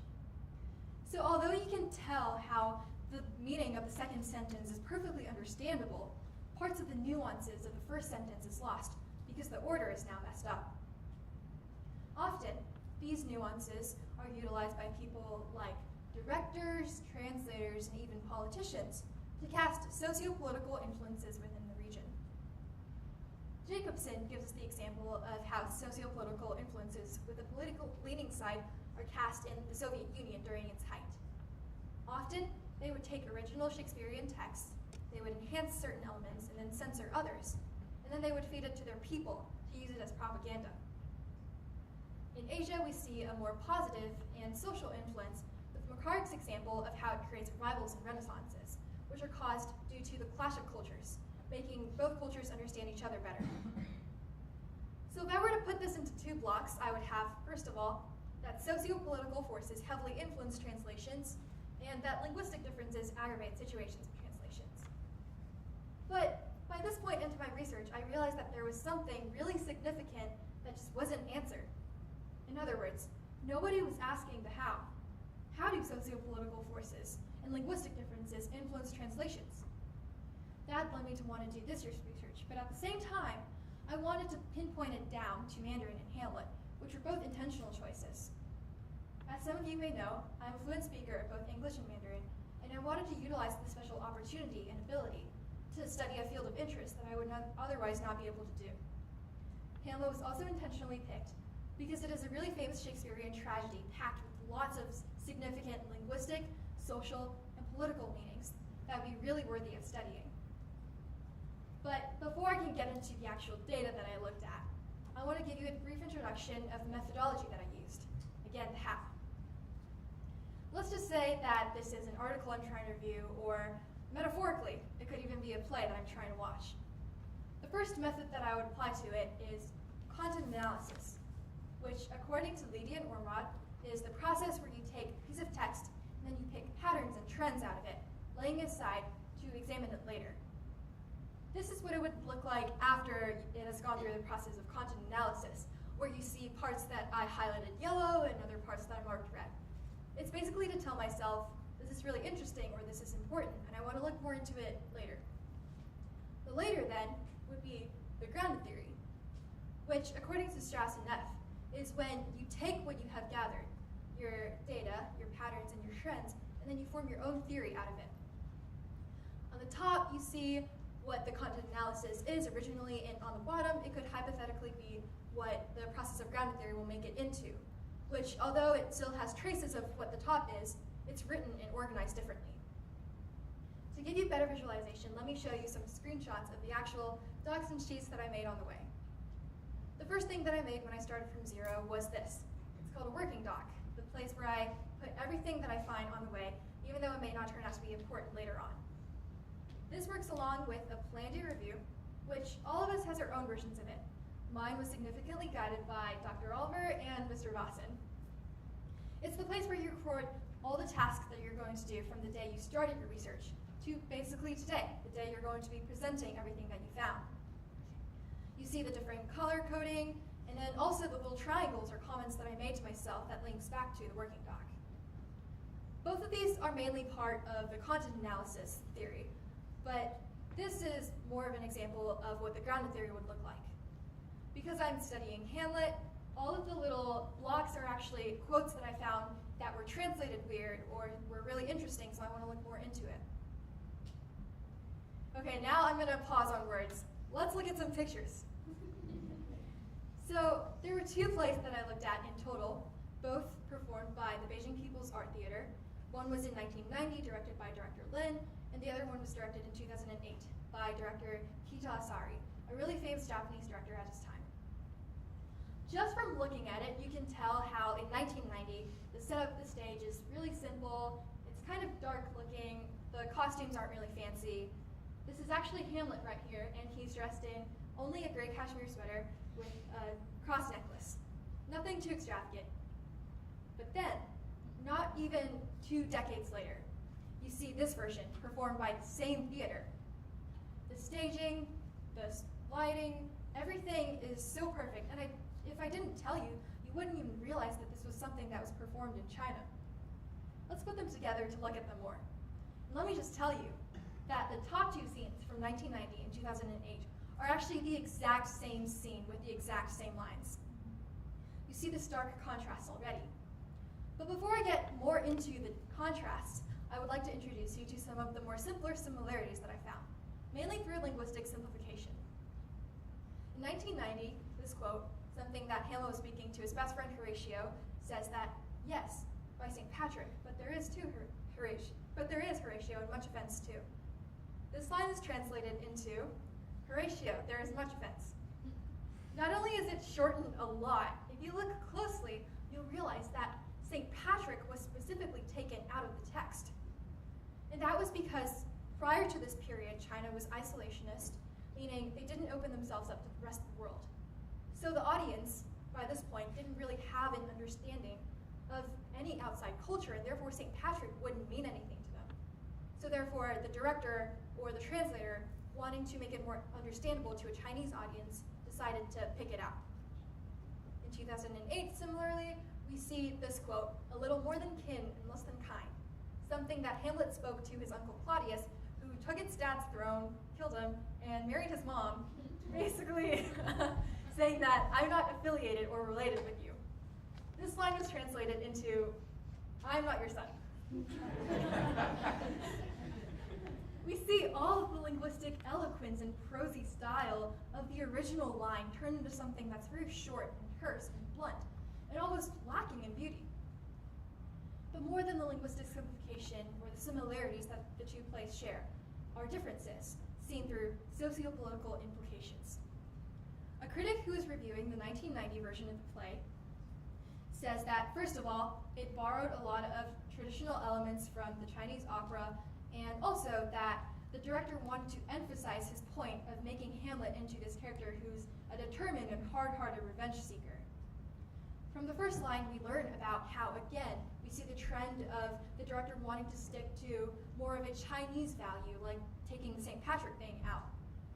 And in the second line, we see how, by portraying Hamlet as someone who's a determined and hard-hearted revenge seeker, they kind of want Hamlet to portray the general mood of the country at the time, which, after being isolationists for so long, they just want to show the rest of the world that they can also do Shakespeare. They are Hamlet, basically. In 2008, another critic reviewing this version says that now the Beijing People's Art Theater, which is the theater that produced both plays, specializes in realism, and they even hired a director from Japan who does realism really well, and they have him here to pinpoint the ways of dressing, etiquette, cultural norms, all things like that. We moved from wanting to stick to traditional Chinese values to wanting to make it as professional and Western as possible. Now this point is further proven by this famous character, Gertrude. Now this isn't the Gertrude that Noah was talking about. This is Hamlet's mother. In one scene, not long after Hamlet's dad passed away, he was mourning over his father, and his mom asked him, Hamlet, why seems it so particular with thee? Meaning, Hamlet, why do you seem still so sad over your dad? Hamlet replies with, seems, madam, nay it is. I know not seems. Basically meaning, you think I'm sad? I am sad. My dad just died not even a month ago, and you decided to marry his brother not even a month later. In the 1990 version, this line is translated into, good mama. No, it's not only seems.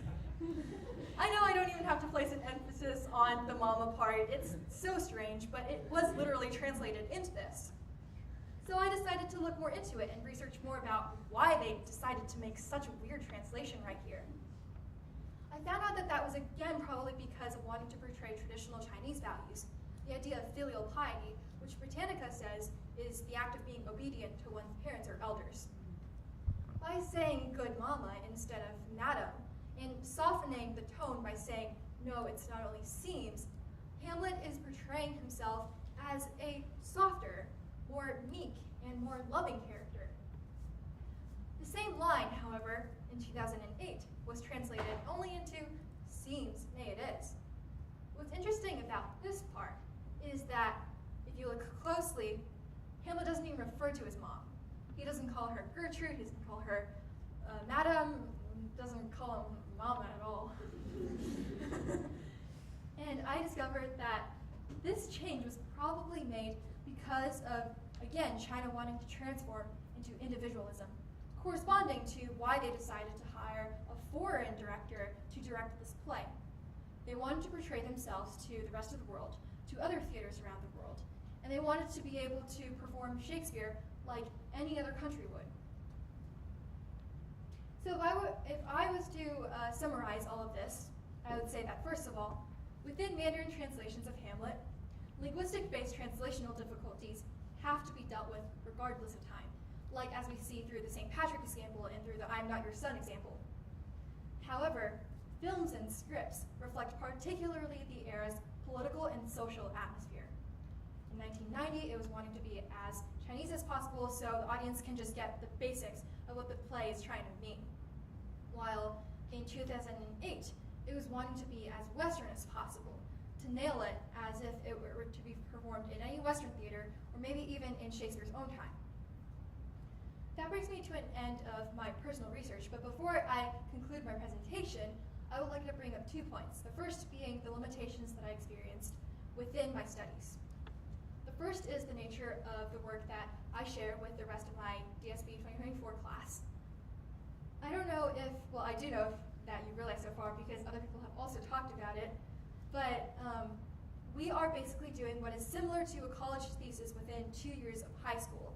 And that means that age, experience, and resources are all natural limitations that you just can't cross, you can't prevent it from happening. However, pertaining to my own research, I'm the researcher as well as the participant, meaning that although I'm looking a lot about what other people have said about my field, at the same time, I'm the person who's making up my own theories about my field, which would go both ways. The first being I can provide a unique perspective that hasn't been introduced to my field yet, while on the other hand, it could mean that I have natural biases that I can't really get rid of. The last point that I want to bring up is the implications of future research. While I was looking into the 1990 version, I discovered that there were actually German influences on the play because the translator who translated the script for the 1990 version studied in Germany and had a German professor who guided them in creating the translation. But because it was performed in a fairly early time, and the German university I tried to contact never got back to me, I didn't really get sufficient evidence to make anything out of this. So if they do ever get back to me, or if I'm able to find anything else about this, I would love to look more into that. Thank you for listening to my presentation.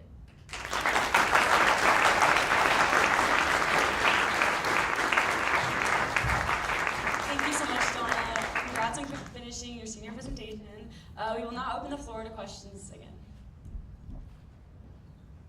Really great presentation. How do you define realism after your study, and how do you think the definition of realism has changed ever since 1990?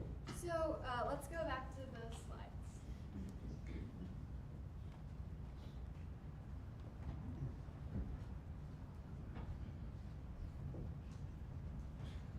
Okay, this one. So realism has many interpretations depending on what you're looking at, but for my research specifically, it basically means like how close you're getting it to what the play is trying to convey. So how close is it to what it would look like in Denmark in Hamlet's time? Which, like on the right, you see how their costumes are really Western.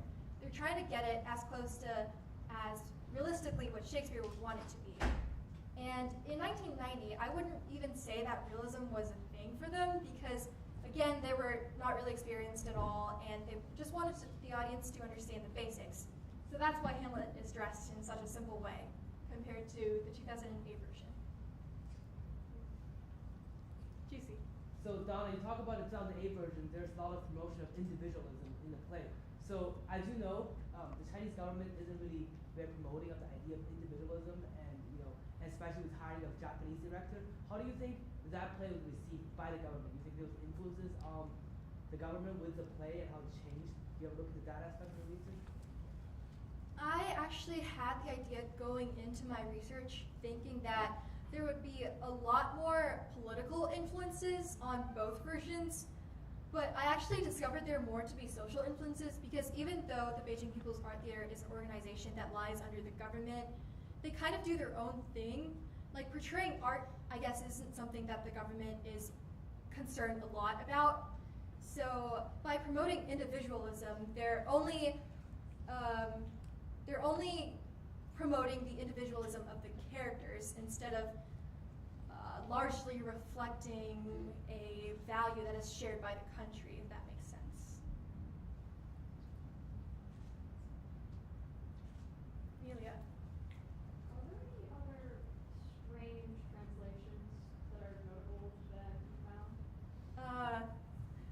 Okay, I know there's a lot, but let's see if I have some on here because this is only a screenshot of part of it.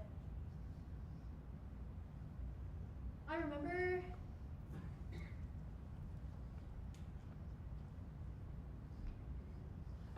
let's look at this one.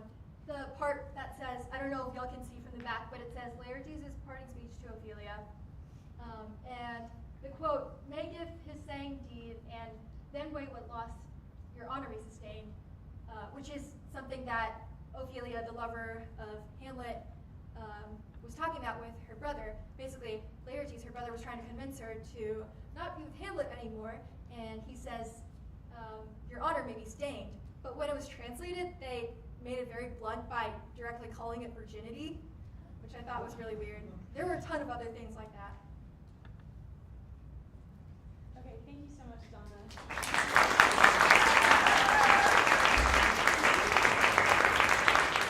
Let's now welcome our next scholar, Max McCarty. Max McCarty is the son of Thomas and Kristen McCarty. He leads the worship band in chapel every week as a part of the HC worship band, and he is also a member of the HC Praise Club and CAD Club. He is the bass section leader in choir and has been an HC theater work actor, including our most recent production of Les Mis. He has played on varsity football and is a member of the National Honor Society. Max will be attending Baylor University, seeking the university scholars major, focusing on pre-law, and has been pre-accepted to the Baylor Law School with the B2B Law full tuition scholarship. Take it away, Max. Thank you, Ellen, for that wonderful introduction. So, as she said, my name is Max McCarty, and today I'll be talking about politics. I know, sigh. But luckily, this isn't Thanksgiving, and hopefully your in-laws aren't here. So, we'll get through it. My presentation is about Marxism and critical theory, their influence in Western education. So in order to understand Marxism and critical theory and their influence in Western education, we first need to take a look at the originating forces of Marxism in general. These would be the two men, Karl Marx and Friedrich Engels, who together wrote the Communist Manifesto as well as several addendums to the Communist Manifesto and surrounding books such as Das Kapital. And generally, these men helped proliferate Marxist ideas, as denoted by his name, around Europe, the Soviet Union, China, other parts of Southeast Asia as well. And they created what we now call today classical Marxism. So I'll get into the definition of classical Marxism later, but one of the main tenets that you need to know about of classical Marxism is this idea of alienation, which according to Baikova is the process through which man becomes estranged from the world. So what Marx basically means by that is that he thinks that relationships are basically caused via class and means of production being the way a person interacts with their work. And so he saw it basically as this photo here. A person is created on an assembly line, they go through the workforce, and then they die. They're basically a shell of themselves throughout the whole process. There's no real individual being in that whole process. You don't really have a personality. You're just a product of the workforce, a product of your class situation. And as a result of that, Marx said, according to Wetter, that this causes a cycle of revolution. And I drew up a little infographic of the way the cycle of revolution basically went, according to Marx. You have the proletariat, which is the working class, the petite bourgeoisie, the middle class, and the bourgeoisie, which is the rich, wealthy landowners.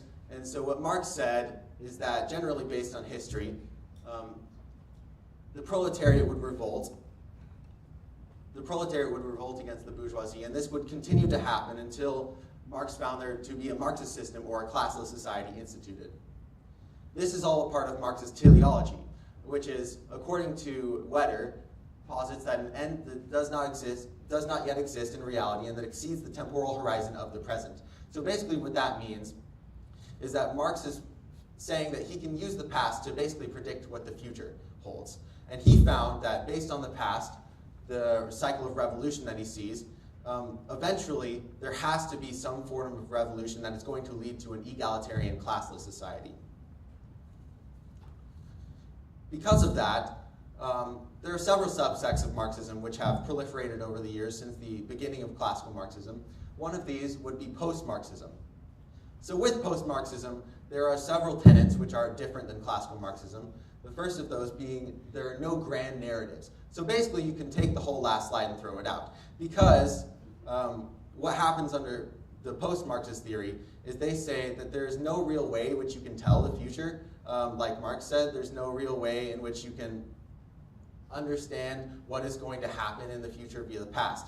And this, they say, is refuted by the historical developments, such as the falling of the Soviet Union and the change in direction from China, from Mao Zedong to Deng Xiaoping, and how China basically changed its economic system from pure socialism to what Deng Xiaoping called socialism with Chinese characteristics, which is government-controlled capitalism. And so in that, also post-Marxism also added a postmodern skepticism of Western objectivity and truth, according to Dwignan and Handler. And what that means is that essentially they find that most everything cannot really be objective if in regards to people. You have to really take subjective approaches. You have to do a lot of case studies and to understand and find out the truth. So this all led to my research question, which was what social norms and institutional practices in Western society have been changed with the introduction and proliferation of Marxism and critical theory. So in order to conduct this research, I developed a methodology. I used a qualitative research study, and I conducted interviews and email discourses with multiple university professors across the country, though mainly in Texas. And I used an AI transcription process in order to transcribe the interviews I had with these professors, mainly via Zoom. And then I did a content, and in the future I will do a discourse analysis on the transcriptions in order to understand and convey to all of y'all what the professor said. And so here's a list of the professors that I talked to. Of course, their names are blurred out for privacy policies and those sorts of reasons. But what you need to know is that the blue are the ones that I was able to talk to and receive usable information from in my research. You can see all of their fields of study in the side over there in the universities which I talked to, mainly Christian universities as well. So here are the interview questions which I asked. The first few were basically just to get a base understanding of what the professors thought Marxist theory was, critical theory was, how those played into the Western education system in general. And then the last few are what I really want to draw attention to, the last one being how might these ideological leanings affect students and teachers' lives and day-to-day actions and therefore permeate into society. Very wordy, I know, but I think that's a really important question to ask because it basically determines the importance of my study in general. So of course, like as my friends have said, do have some limitations. I am a high school student, and with that comes the natural time constraint. I do not have time to reach out to as many professors as I would like to, and also I do not have the connections that I would have as a college student per se. I'm not in a college setting right now, so obviously I don't have a personal relationship with many college professors. So that was a limitation which applied for me. And more particularly, I'd like to focus on the fact that all participants which I was able to receive usable information from were from Christian universities, so that comes with implicit biases as well. And all this goes to say, here are my results from talking to said professors. First, we have the definition of Marxist theory, which my participants defined as a theory mainly based on economic and history of class structure. Again, we go to the history part with the teleology, and the class structure is, of course, a main part of the way the teleology is structured and the way Marx thought society under a capitalist system would run. In addition to that, he thought that class struggles have governed human development in general, and that capitalism is exploitative and alienating towards the working class. Again, this idea of alienation being a prominent way in which we view Marxism. And he thought that, Marx thought, that exploitative nature in capitalism forces workers to overthrow the system, replacing it with communism. Again, we also have a definition of critical theory. As defined by my participants, it was critical theory is understanding inequality among individuals and groups by examining the institutional arrangements in society. So I would like to draw attention to the fact that we're talking about generally institutional arrangements. That is the main point of critical theory, is to gauge the biases which exist in institutions. It is a critique against existing institutions, which are the source of people's bondage in general. So if you're a critical theorist, you would likely think that institutions are a source of people's bondage. Much of how Marx said class societies were a source of people's bondage. I'd also like to draw attention to this idea that all relations are power relations. I think that is incredibly powerful because generally when you think of, for example, me and Andrew standing next to each other, you don't really think of a power relation. Or me and Noah over here, one of my best friends, you don't think of like one of us holding power over the other person. However, critical theorists would generally say that in some form, every relation is based on a power structure. And so something that I do or a belief that I hold, a bias that I hold, might be affecting Noah in a way that I would be oppressing him, or might be affecting Andrew in a way that I would be oppressing him, or vice versa. This happens with basically everyone, and it is exacerbated in the institutions that we have. And so with that, I'd also like to introduce this idea of critical race theory, which has become a prominent topic in the news in the recent years, as many of you would know. And basically what my professor said is that it argues that racism has often been built into the assumptions of social institutions. This is the main tenet of critical race theory as a part of critical theory in general, is that you can see that racism is the way oppression is pushed onto people. However, this idea that racism is built into social institutions as an initial bias is what critical theorists would say is happening. And so with that, I would like to talk about the ideology respondents of my peers and students. So again, I'd like to reiterate that all my respondents were from Christian universities, which introduces some natural implicit biases. And also, my professor said that students were generally mixed in political leanings, which I found was interesting.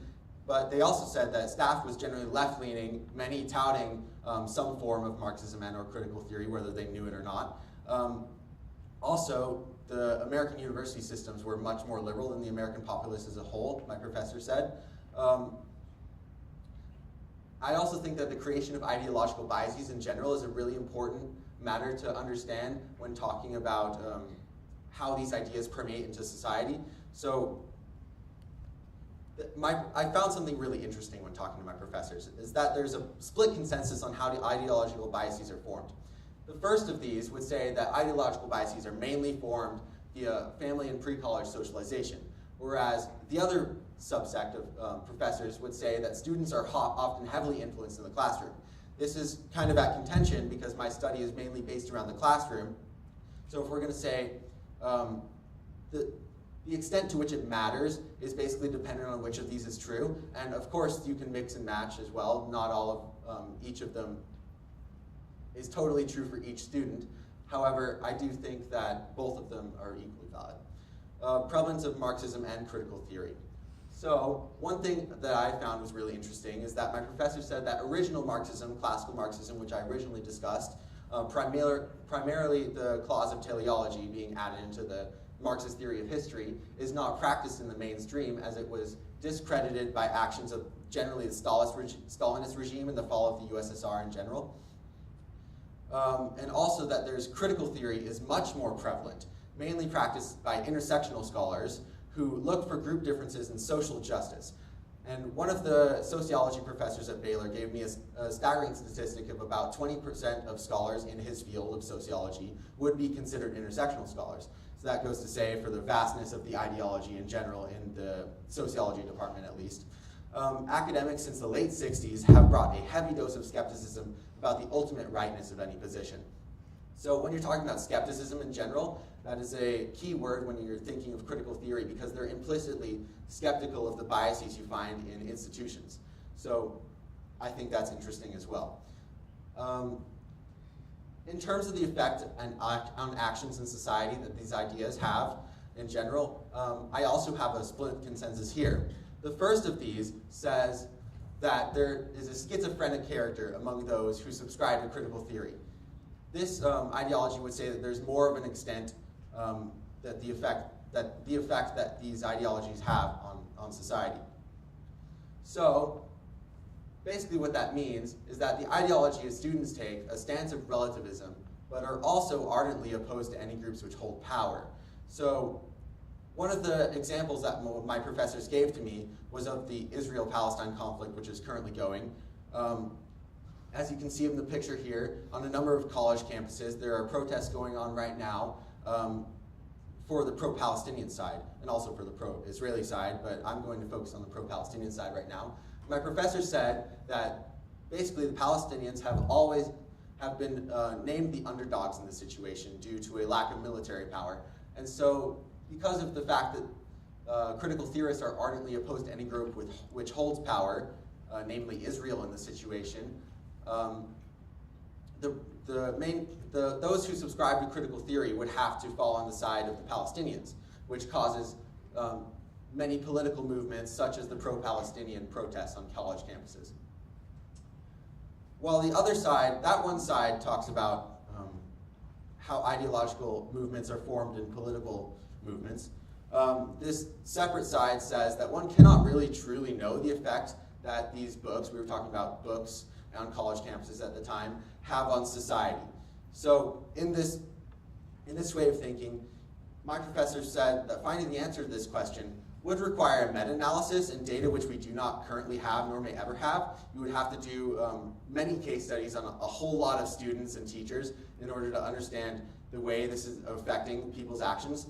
And we really don't have access to that many people. And we don't really have a way to get to that many people as of now. And so, because of that, he said that one of the evidence points that he brought up is on critical and gender theory in public school libraries. What do we think is more influential, TikTok or this random book that touts critical theory in the library? He thought the answer would be obvious. Of course, by that, he's saying that social media, the social media giants that we see today, like TikTok, Instagram, etc., are much more prevalent in forming the ideological biases of students and teachers, or anyone really who lives in a modern society, than would be educators or some random calculus professor, no offense, Mr. Copeland, that would have that these social institutions such as TikTok would have a much bigger formative substance on a person than would any book or any teacher which they might be introduced to in college. So my findings in regard to this study, Marxism in its classical form is no longer prevalent in Western schools of thought. I think that's really interesting because you can see it very prevalently in the East, such as in countries such as communist China or Vietnam. However, it's no longer really prevalent due to those Stalinist regimes and the Great Purges, which are associated with it. However, there are critique of current power structures is maintained from Marxism in critical theory by intersectional scholars. Again, I'd like to reiterate that 20% stat in the sociology department, which the Baylor professor gave me. I thought that was a staggering number. However, I would like to say I do think that one cannot obtain hard data on the effect that critical theory has on students or society, which leads me to my implications for further research. While one cannot obtain hard data, we can't do a case study on every single college student. That's absurd. But we can look at the shifts in political leanings, issues, and movements and determine strong correlation with critical Marxist theory, critical or Marxist ideology. So I think that both professors in this substance were right, in which we cannot look at the hard data, we can't find hard data, but we can look at the movements such as that with the Israel-Palestine conflict or any other modern movement today or in the past that is proliferated over time, and we can look at and extrapolate how those movements were formed and the ideological biases which created those movements in order to basically find how critical theory and Marxism are affecting people today. Thank you. All right, thank you so much, Max. And now we will open up the floor for some questions. Ms. Kenobi? Yeah, very interesting. Obviously, I'm very interested in that because I live in communism for the first 12 years of my life. So what I really wanted to ask you, this number of 20% that this professor mentioned to you, that's also not an empirical evidence. No, it's not. His opinion, right? Yeah, so I didn't have the chance to go look at empirical evidence for that. That would be something that I would like to do in the future. I don't know if there's a hard statistic out there. All of these are coming from interviews, which I conducted.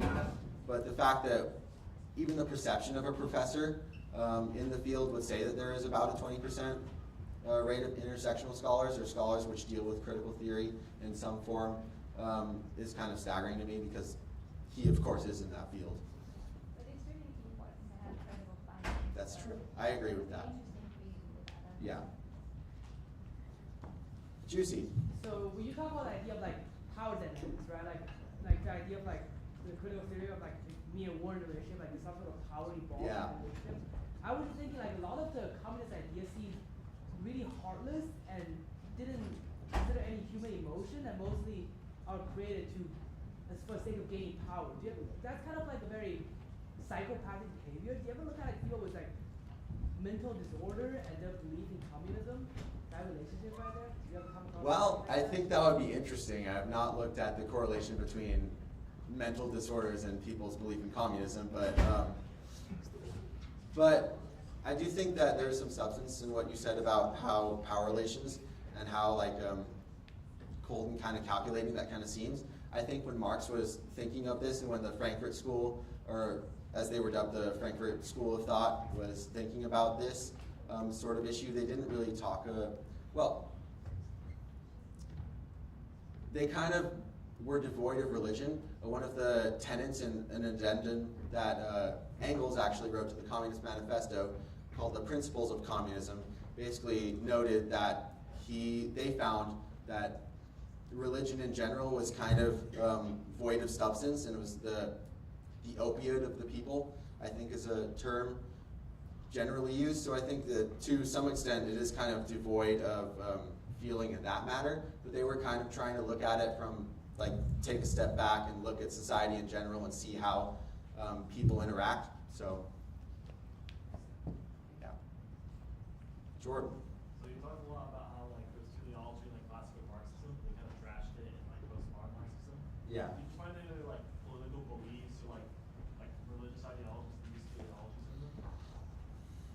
Well, you could say that Christianity itself, well, pretty much every religion that I know of, besides maybe Buddhism, uses some form of teleology in that we think that Christ is going to be revived again one day. And so we can look at the historical evidence of the Bible and extrapolate from that Christ will be revived again one day and come back. So that is a form of teleology which I would say is prevalent in Christian culture, or essential to it, really. Mike? You came to with your professors a couple points where they indicate like maybe less than great data or conflicting kind of perspectives. Yeah. If you could design your dream study with no limitations, and to answer a particular question you think would move the needle the most or be most interested to you, what would it be? With no limitations is interesting. With no limitations, I would do it in a case study on every single person in the United States, and or maybe even the globe. Why not? No limitations, right? So if we do a case study on every single person on the planet Earth, we could very, very accurately, actually, precisely indicate how, like, what effects these ideologies are having on society. That would be pretty much pinpointing it with no limitations. From the classroom? Yeah, sure, every student. All right, thank you so much, guys.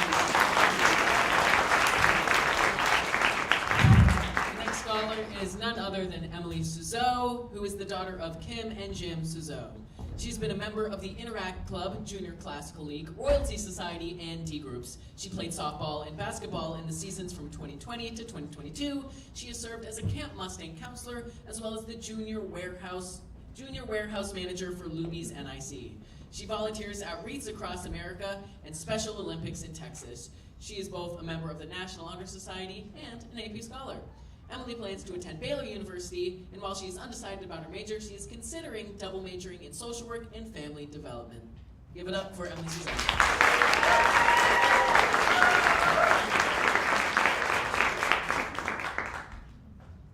In the maze of trauma's results, where suffering echoes and recovery appears unattainable, successful interventions provide an inkling of hope. For those navigating the turbulent waters of trauma, these therapies allow pathways to restoration, resilience, and renewal. They can allow for professionals, advocates, and caregivers to create an environment for the adoptees where resilience grows louder and louder and the effects of trauma eventually fade. Hello, my name is Emily Suzeau, and I will be talking to you all tonight about effective trauma interventions.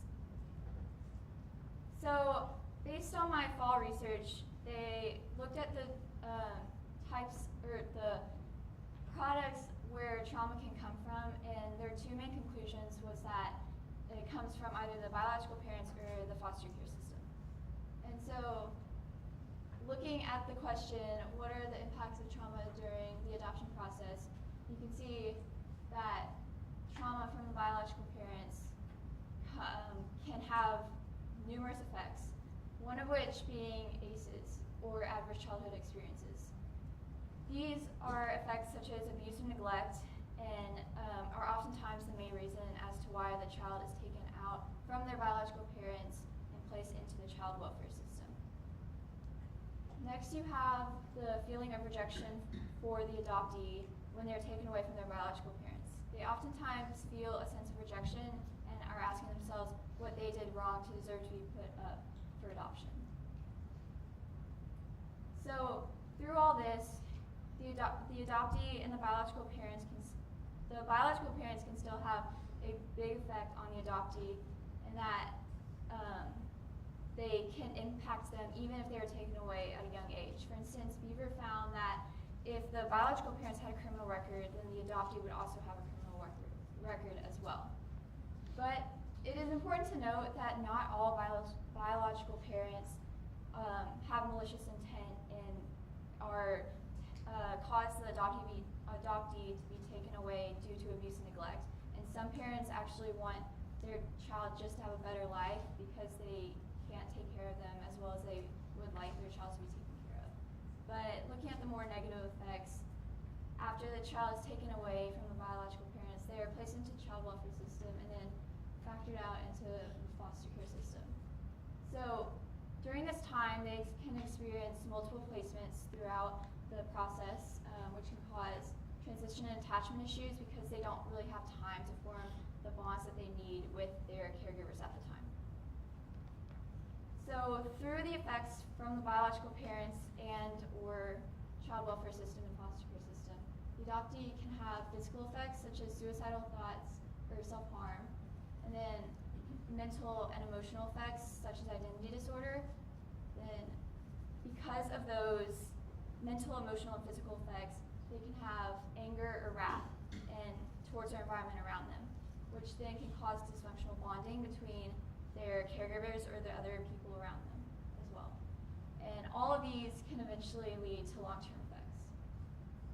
So the researchers in the articles that I looked at in the fall, they told us where the trauma comes from, but their conclusions as to how to mitigate their trauma was that the child should have counseling or a support group that they could go to with similar experiences.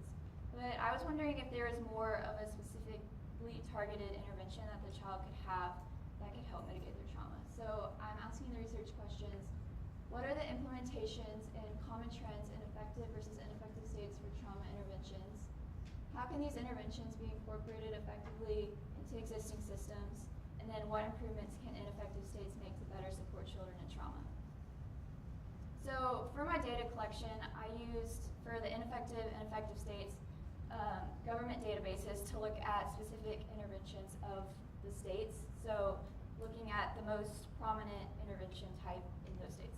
And then to get a more expert view in the legal, social, and therapeutic side of the topic, I also interviewed people to give me more of a basic understanding of the topic as well. So my interview questions included topics such as misconceptions of trauma to what are some implementations that you think could be put into child welfare systems to help mitigate trauma. So for the interviews, I did it either in person, by email, or by the phone. And then I either took notes or if I was allowed to, I recorded the interview.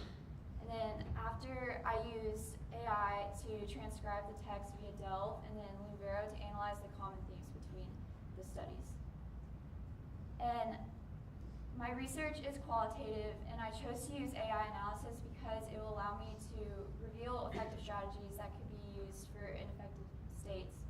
And then it also could show recommendations as well without my personal biases in the fact. So my first interview was the adoption attorney who's based in Houston, Texas. And we started off talking about misconceptions and challenges, and she said that a lot of the time people will just think you can shake off trauma and just push it under the rug, basically. So she calls for more education on specific types of trauma and being more specific for the adoptee in the long run. And then she also talked about financial barriers and geographic barriers. So she is based in Texas, and she said that sometimes the intervention places are far away from the adoptive parents or caregivers. And they say, like, for instance, the family could live in Cyprus and the intervention place could be in Galveston, so it's kind of an inconvenient commute for the family. Then we talked about effective approaches, and an approach that came up was called a trust-based relational intervention, which talks specifically about, which is intervention that specifically talks about attachment bonding for the child, which can then, you can then look at the behavior and analyze the child's trauma through that. And so she emphasizes the idea that you need to have a strong relationship with the child and the caregivers, but also allow the child to remain a child and not have to go through these adult topics. So she recommended play-based support. So her overall conclusions was that caregivers need to persistently support the children, so they shouldn't just stop at 1 year or a time span, but however long it takes them to help mitigate the children's trauma. And she talked maybe about a community-based support, such as a church, because it provides deeper support for the children. And then her main conclusion, though, was that they need to focus more on healing the broken relationships of the child. So moving on, we have the social worker who provided the social aspect of the topic, where she is based in Austin, Texas. And similar to the adoption attorney, she said that you can't just treat trauma through therapy and medication, and called for more specific individualized approaches rather than a broad approach. And so then she goes on to say that we need to look at educating professionals and caregivers along with the community as a whole. So she actually recommended either a high school class that was like maybe half a semester, or a prenatal care class as well. And then for barriers, she said that right now she sees a lot of people being afraid to ask for help, and she says we need to normalize asking for help for the sake of the child. Then her ultimate main conclusion was that mandatory education and certification in trauma-informed care is a necessity for everyone. So looking at specifics of the adoptee's trauma and not just giving them a broad treatment plan. So finally, we have the therapeutic support specialist, and she started her work as an intake worker, but is now primarily focused in foster care and post-adoption support. And she looked at trauma through the 5B method, which is bruises, burns, bones, bellies, and brains. And bruises symbolizes the emotional trauma that the adoptee could have. Burns emphasizes the physical. Bones emphasizes the skeletal structure that the adoptee needs. And then bellies is the physical needs that the adoptee needs. And brains is their cognitive development. And she actually says that adoptees, when they have trauma, their amygdala swells, and that can cause them to lash out or display hostile actions towards their environment around them. So she calls for a mindset shift in the community where we empower adults to respond compassionately towards the child rather than like providing them with a negative output from their reaction. So say if the child lashed out, you would put them in timeout and in the corner, but she is saying basically that we should respond more compassionately towards that. So in specifics to trauma-wise care, she said that there's 3 pillars, and the first one is connection and attachment. So obviously focusing on the connection between the caregivers and the adoptee. And then through that attachment, you can have regulation. And then finally, their ultimate goal is for the adoptee to feel safe. So she, like the other 2 interviews, said that there was a significant lack of understanding of the complexity of trauma in and of itself. But her main conclusion was that rather than praising adoption and uplifting adoption, we should focus more on how we can help the biological parents, and so the adoptee does not have to go through foster and child welfare and can just stay with their biological parents in the end. So the main conclusions of all of the interviews was that we need to understand childhood trauma, have more of a specific targeted trauma-informed care, and then empower caregivers, address barriers in trauma support, provide more education for professionals, caregivers, and the community as a whole, and then allow stronger communities for the child as well. And these themes tend to relate with a intervention that kept coming up in the interviews as well, called trauma-based relational intervention. So this is an attachment-based intervention that allows you to look at the specifics of the child's trauma. So circling back to the idea of the effective versus ineffective states, which is based on the child support, permanency, and family resources. The effective states was New Hampshire with child-parent psychotherapy, Vermont with Vermont family-based approach, and Iowa with 4 Oaks. And all of these had a specific targeted approach towards mitigating trauma with the adoptee, and they all had bonds between the caregiver or the parent and the adoptee. And then finally, they had a more holistic approach where everything was kind of in one area, so it was easy for the families to access and receive whatever they needed. Next, we have the ineffective states of Texas with Star Health Program, Mississippi with Project Care, and Louisiana with Whole Health Louisiana. And so they had a more broad idea of trauma treatment, and they also tended to be harder to access as well and lacked the continuity of care. So circling back, we can see that the common themes of the effective states was that there needs to be a relationship-focused, trauma-informed perspective, prevention and early intervention if possible, and then a holistic approach to it. So based on those common themes, we can look at the ineffective states and provide recommendations for them. So Texas tended to be more of a, looking at trauma as more of a health perspective. So they basically treated the child as though they were sick and going to get treatment. So they could either enhance trauma-informed training where they look more at the specificities of that, and then coordination and continuity of care as well. Louisiana, their main problem tended to be that people found it hard to get to the intervention places. So if they maybe invested in telehealth where the adoptee could receive treatment from their own home in the comfort of their own home. And finally, Mississippi could, because they are already community-based, they obviously need to expand their intervention to every single county in their state, but could look, if they want to go more of a community-based approach, they could partner with community-based organizations as well to help that. But overall, all these states need to look more at a specific type of intervention where they look at the complexities of the trauma rather than being broad. So there were some limitations to my research, like all research.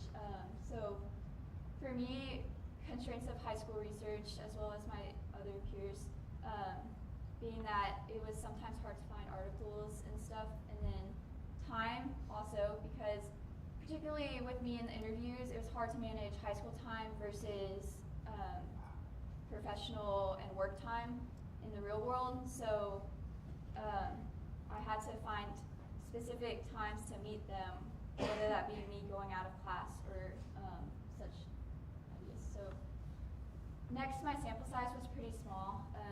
It's kind of hard to tell because I only analyzed 6 states, whether that applies to only these 6 states or across the nation as well. And then finally, the topic itself is limiting because you're kind of touching on a sensitive topic for people. You don't really want to bring that up. So it's kind of hard to find stats on it as well. So it's more of a moral issue. For future research, I think it would be beneficial to look more specifically into TBRI. So a question that could be asked could be, is TBRI effective over a wider population, and is it something that can be implemented into child welfare systems across the nation? And then another one could be, how do we keep TBRI individualized when there are children who have experienced trauma in the child welfare system?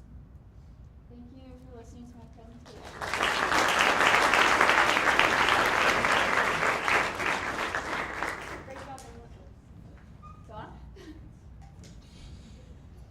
So you talked about how there were effective and ineffective states, and I was just wondering, have you ever found anything talking about the factors behind that? Like, why were the effective states effective, and why were the ineffective states ineffective? So I think the effective states were more effective just because they are more specific. The ineffective states tend to be more broad. So I think that was probably the biggest reason why. So you mentioned something in one of your previous slides about broken relationships. I'm pretty sure it was in the slide where you were talking to the attorney. I'm pretty sure. So just as a question of clarification, so what exactly do you mean by like a broken relationship? Like what are the specific instances of a broken relationship? And with what and how would you be able to heal? Okay, so a broken relationship, when I was talking to the adoption attorney, we were specifically mentioning like the child, and they have all this trauma, and so they don't really, it depends on the child. Yeah. So they don't really have, like some of them form relationships quickly with their caregivers and some of them don't. So I think that is what we were talking about there. And then maybe for ideas on treating that, I mean, I don't think you can necessarily treat that. You can obviously have targeted interventions that can help mitigate that, but it's just going to take time. Yeah. So, because it's dependent upon the person. Yeah. You know? Yeah. Perfect. Thank you.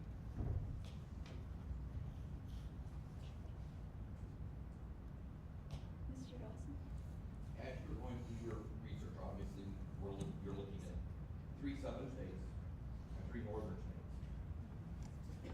Did you look at population density in those 2 states, or did you look at anything else along those lines in addition to what you presented here that maybe you couldn't analyze the data or you weren't sure what to do with it? Because I was just thinking those northern states, they're really compact, and of course Texas, we're spread out all over the place. So I was just curious if that somehow factored into your research. So I started looking at that, but then I didn't end up putting into the research, but I thought that it may have been a population issue with that, but I looked at population densities and there wasn't really a correlation between any of them. So then I looked at, maybe it's a political thing, like, I don't know. But it's hard to say, really, especially so.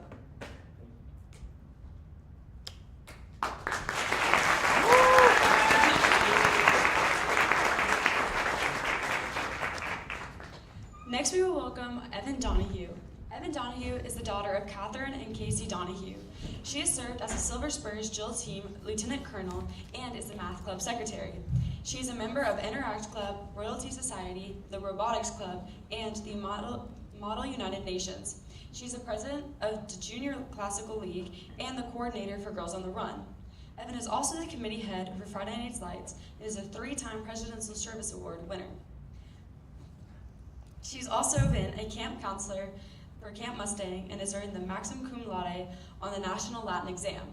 She is a member of the National Honor Society and an AP Scholar.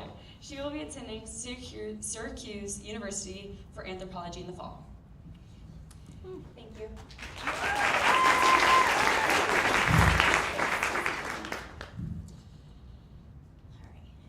Good evening, everyone, and thank you so much for coming. My name is Evan Donahue, and this is my final presentation on time theories within Christianity.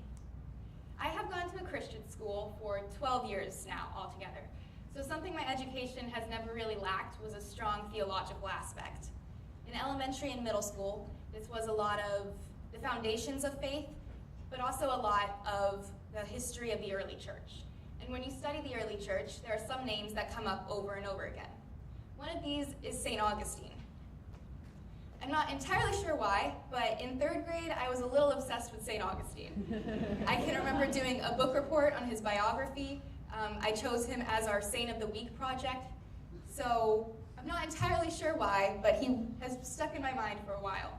And so when I began toying with the idea of adding a Christian element into my original research, of course, the first name that came to mind was St. Augustine. I'm kind of getting ahead of myself, though, so before we get into my original research, here's a quick recap on what I did in the fall, where I studied cultural differences in time perceptions. Time perceptions can be split into 2 large main categories: cyclical time and linear time. Cyclical theories, as defined by Munn in 2022, are devoid of a unilateral movement and have at least some vague aspect of repetition.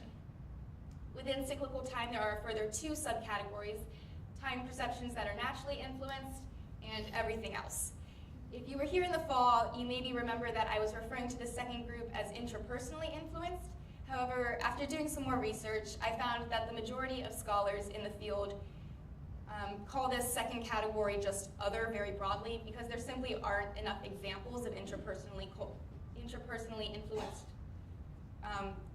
time perceiving societies out there. There are some, and one I highlighted in the fall are the nomadic Arabic people of Afghanistan, who conceive of time based on life cycles.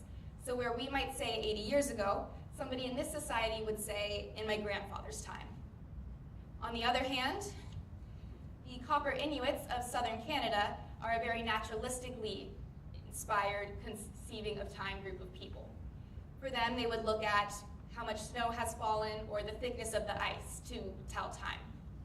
So that's the first big group of time theories, cyclical time. The other is linear. Gubler in 2004 defined linear theories as moving unilaterally forward and having a past, present, and future. So this is the type of theory that we all intrinsically follow. And it's what the vast majority of the world for pretty much all of history has followed. It's sometimes referred to as Western theory, which is a bit of a misnomer because, like I said, it's what the vast majority of the world follows. If we want to get technical, there are sources from the East that refer to a linear theory of time well before there were any in the West. Within linear theories, some scholars also add a subcategory of scientific theories. These are equations presented by mathematicians and physicists that attempt to prove linear theory using math. You're probably familiar with some of these. Time equals rate over distance, and even Einstein's E equals mc squared can be used to prove linear theory. However, we have to keep in mind that for a lot of groups of people, their cultural time-telling is a really important aspect of their identity. So regardless of whether or not it is correct scientifically, it doesn't take away from the cultural impact. When I was looking into all of this in the fall, I noticed a pretty skewed proportion in the results I was finding in terms of the sources I was able to gather. I gathered around 22 sources on cyclical time, compared to only 7 I could find on linear time. And then when I began adding the idea of Christianity into my searches, I was only able to find one source that discussed differing Christian perspectives of time. And it wasn't a really good source. So this showed a pretty obvious gap in the research that I could potentially fill with my own data, which led me to fully flesh out my research question: does Christianity have different perceptions of time as indicated through religious doctrine? So after I finalized my research question, the next step was for me to choose the eras and the representatives for those eras whose works I could analyze to look for a difference in time. I, of course, wanted St. Augustine to represent the early church period, and I also pretty quickly on decided on Martin Luther, as I think he's really indicative of the Protestant Reformation and Protestant ideals. Finding a modern source was a bit more difficult. Luckily, our chaplain, Mike, was able to recommend Robert Jensen, who had done work on time theory himself. This presented a bit of an issue, though, because 2 of these sources are like each other, and one is a bit different. Luther is not a philosopher. He is more of a pragmatic theologian. So when I was looking at his sources, he did not ever really address time directly in the same way the philosophers did. And he had fewer sources in general. So to kind of rectify this issue, I added John Calvin into the Protestant Reformation era. He and Luther are very similar in a lot of their ideals, and between the two of them, I was able to gather enough data to fully flesh out the perspective of the Reformation era. I did this by using my research method, which was a qualitative content analysis. So after choosing who I was going to analyze, I chose works from the specific examples. For Augustine, I chose his Confessions, Martin Luther's writings on creation, Calvin's speech at the Geneva Convention, and Robert Jensen's collected works, as well as a number of interview transcripts from Jensen. Then I read these sources, summarized them, pulled out relevant quotes, and in the cases of Calvin and Luther, I looked for some of the more nuanced language relating to time, since they didn't specifically address the theory. Then I took all of that data and put it into a big Google Doc where I was able to visualize the information a bit more and really look at the comparisons, similarities, and differences, which allowed me to reach conclusions and from those conclusions draw some more implications. So here is what I found on Augustine. Carter in 2011 consolidated the 9 distinct theories that Augustine discussed in his Confessions, and he had pretty big issues with all of them. He didn't love any, but the one that he had the least problem with and the most support for was the idea of time as an accident of substance, which was originally an Aristotelian theory. Aristotle believed that all things have two components, substance and accident. Substance is the definitive, unchanging aspect of a thing, while accident is the relative and characteristic. So for Aristotle, there's no such thing as the color red, but there can be a red apple. Red would be the accident, apple would be the substance. For Aristotle and Augustine, this related to time by saying that time as the substance was moved along in a linear fashion, which is kind of a hint as to where he'll fall on the scale later, but as gaining or losing accidents or just events that happen in our world. Augustine also stressed God's atemporality, and I want to draw attention to the specific word choice as that's going to come back later, so remember atemporality.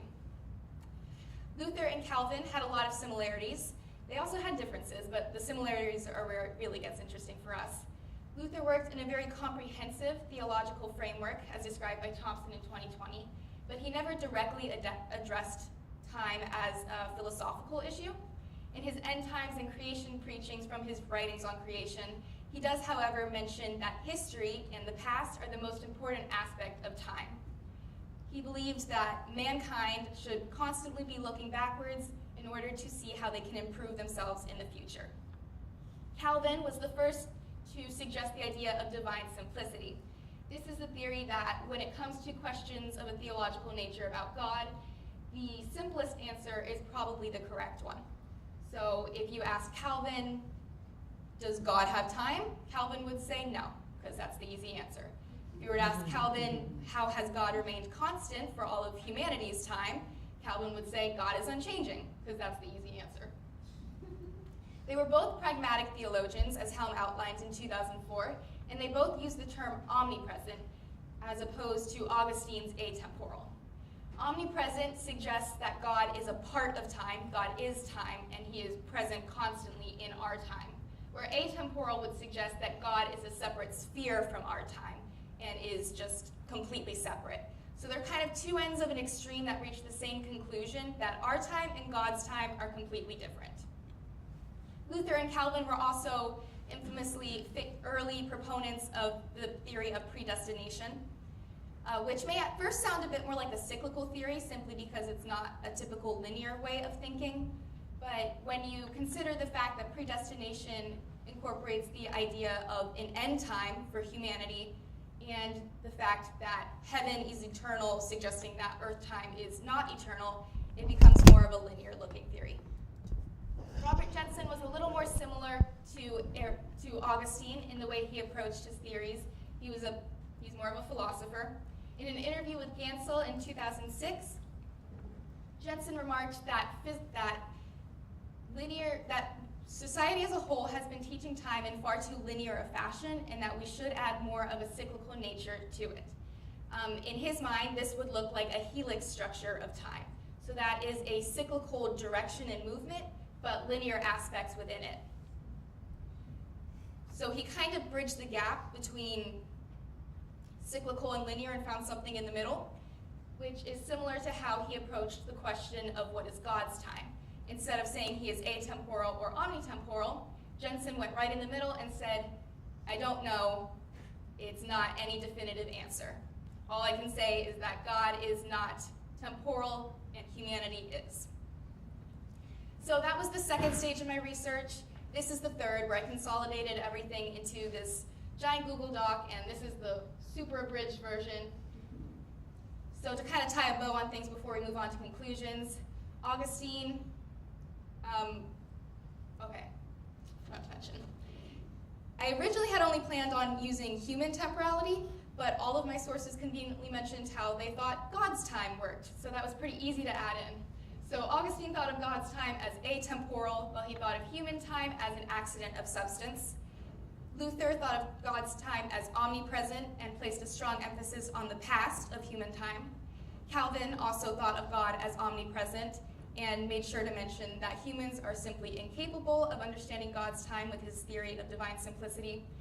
Jensen defined God's time as simply timeless or ununderstandable, and human temporality as having a helix structure. So, like I mentioned when we were discussing linear time, the vast majority of all people from forever have used linear time, including our philosophers. So when you look at the time theories of people like this, the question becomes not are they cyclical or linear, but to what degree are they linear? So I have a linear model here where I plotted the different works. Luther and Calvin are the most linear because of their ideas of predestination and then Luther's emphasis on the past. Augustine falls right in the middle because in some of those 9 theories, he did admit that some elements of cyclical time had some merit, but he ultimately decided on time as an accident of substance, which is a more linear leaning theory.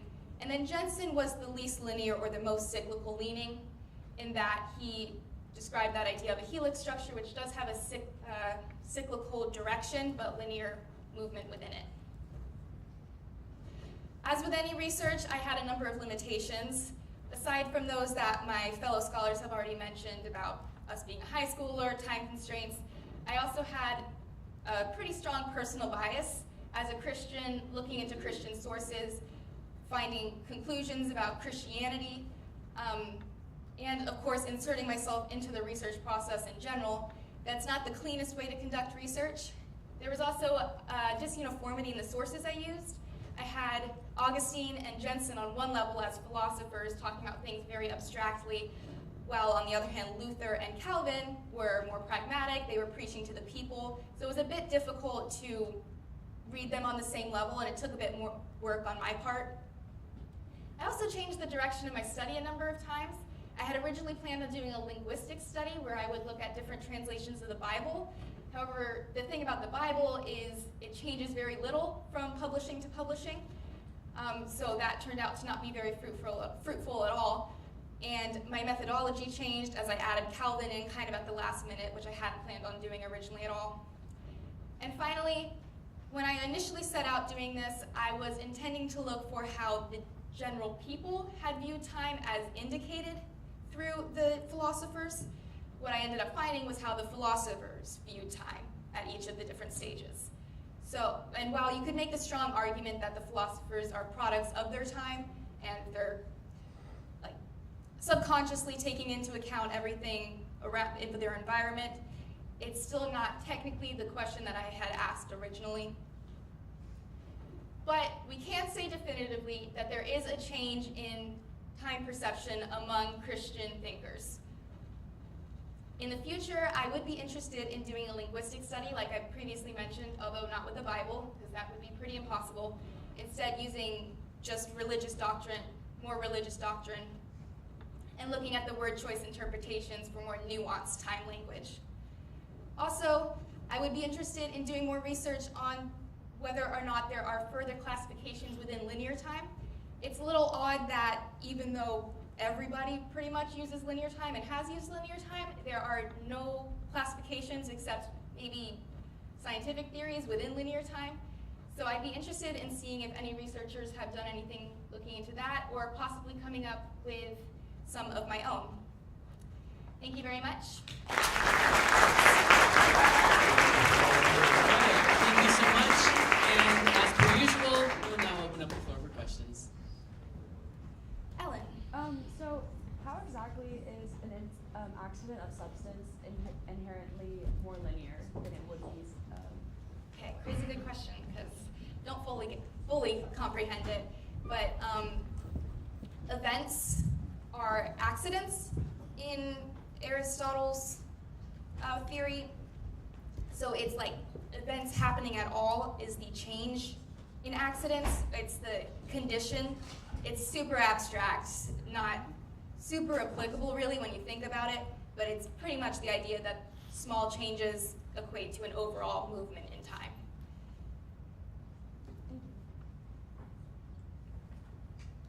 Olivia?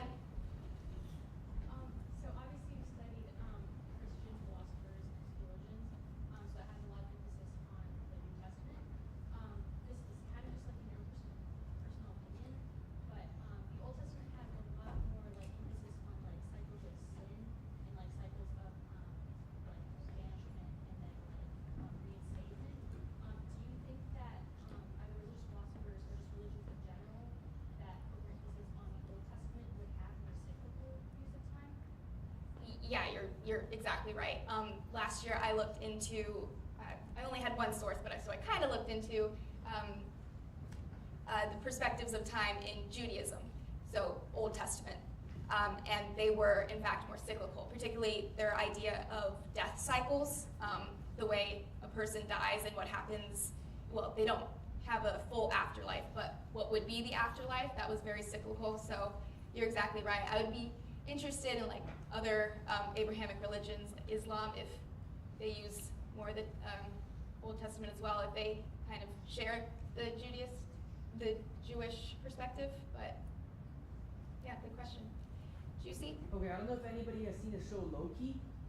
It's a show about time. Yeah. In the show, at the last episode, there was this giant like castle in the middle of time, and in that show, the idea of time is cyclical, right? It's one timeline, and it starts off and it goes around, it comes back. There's cycles that same timeline over and over again.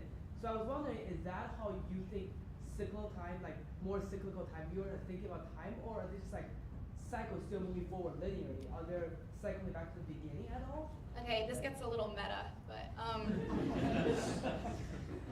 so from a linear perspective, thinking about what cyclical time would theoretically be, that's exactly how we think about it. Either as like similar events happening over and over again, or the same events happening over and over again, if you want to be really extreme. And that was evident in some cyclical theories, not super much so in actual cyclical practicing cultures, which did tend to look a little more like that spiral shape you showed, where it moves forward but not in a linear fashion. And really, as intrinsic linear thinkers, kind of can't fully comprehend how cyclical thinkers perceive everything. All right, let's give it up. All right, the next scholar of the evening is none other than Thomas Myers. Thomas Myers is the son of Liz and Franklin Myers. He's a member of the International Thespian Society and the Model United Nations Club. He's an HC TheaterWorks actor and a member of the stage crew. Thomas is also an Eagle Scout, a member of the National Honor Society, and an AP Scholar. Thomas enjoys video game design and film study along with American history. He also works in the administration of Wikipedia. Thomas will attend the College of William and Mary, where he will study history in the fall. All right then. Hello, I'm Thomas Myers, and today I'm going to be talking about piracy and artificial intelligence. Now, you may be thinking, what is piracy? Is it the yar har har, yo ho ho, dig up the buried treasure, sail the swing seas piracy? Well, not exactly. Piracy, according to YAR 2005, is an interesting phenomenon, basically where these people known as merchants or pirates they obtain copies of media, such as books, DVDs, or music, and once they obtain this media, they distribute it without compensation or the consent of the production companies. So basically theft of media, and they just distribute it without compensating the companies. Now the thing is about piracy is that it's not an isolated or a small phenomenon.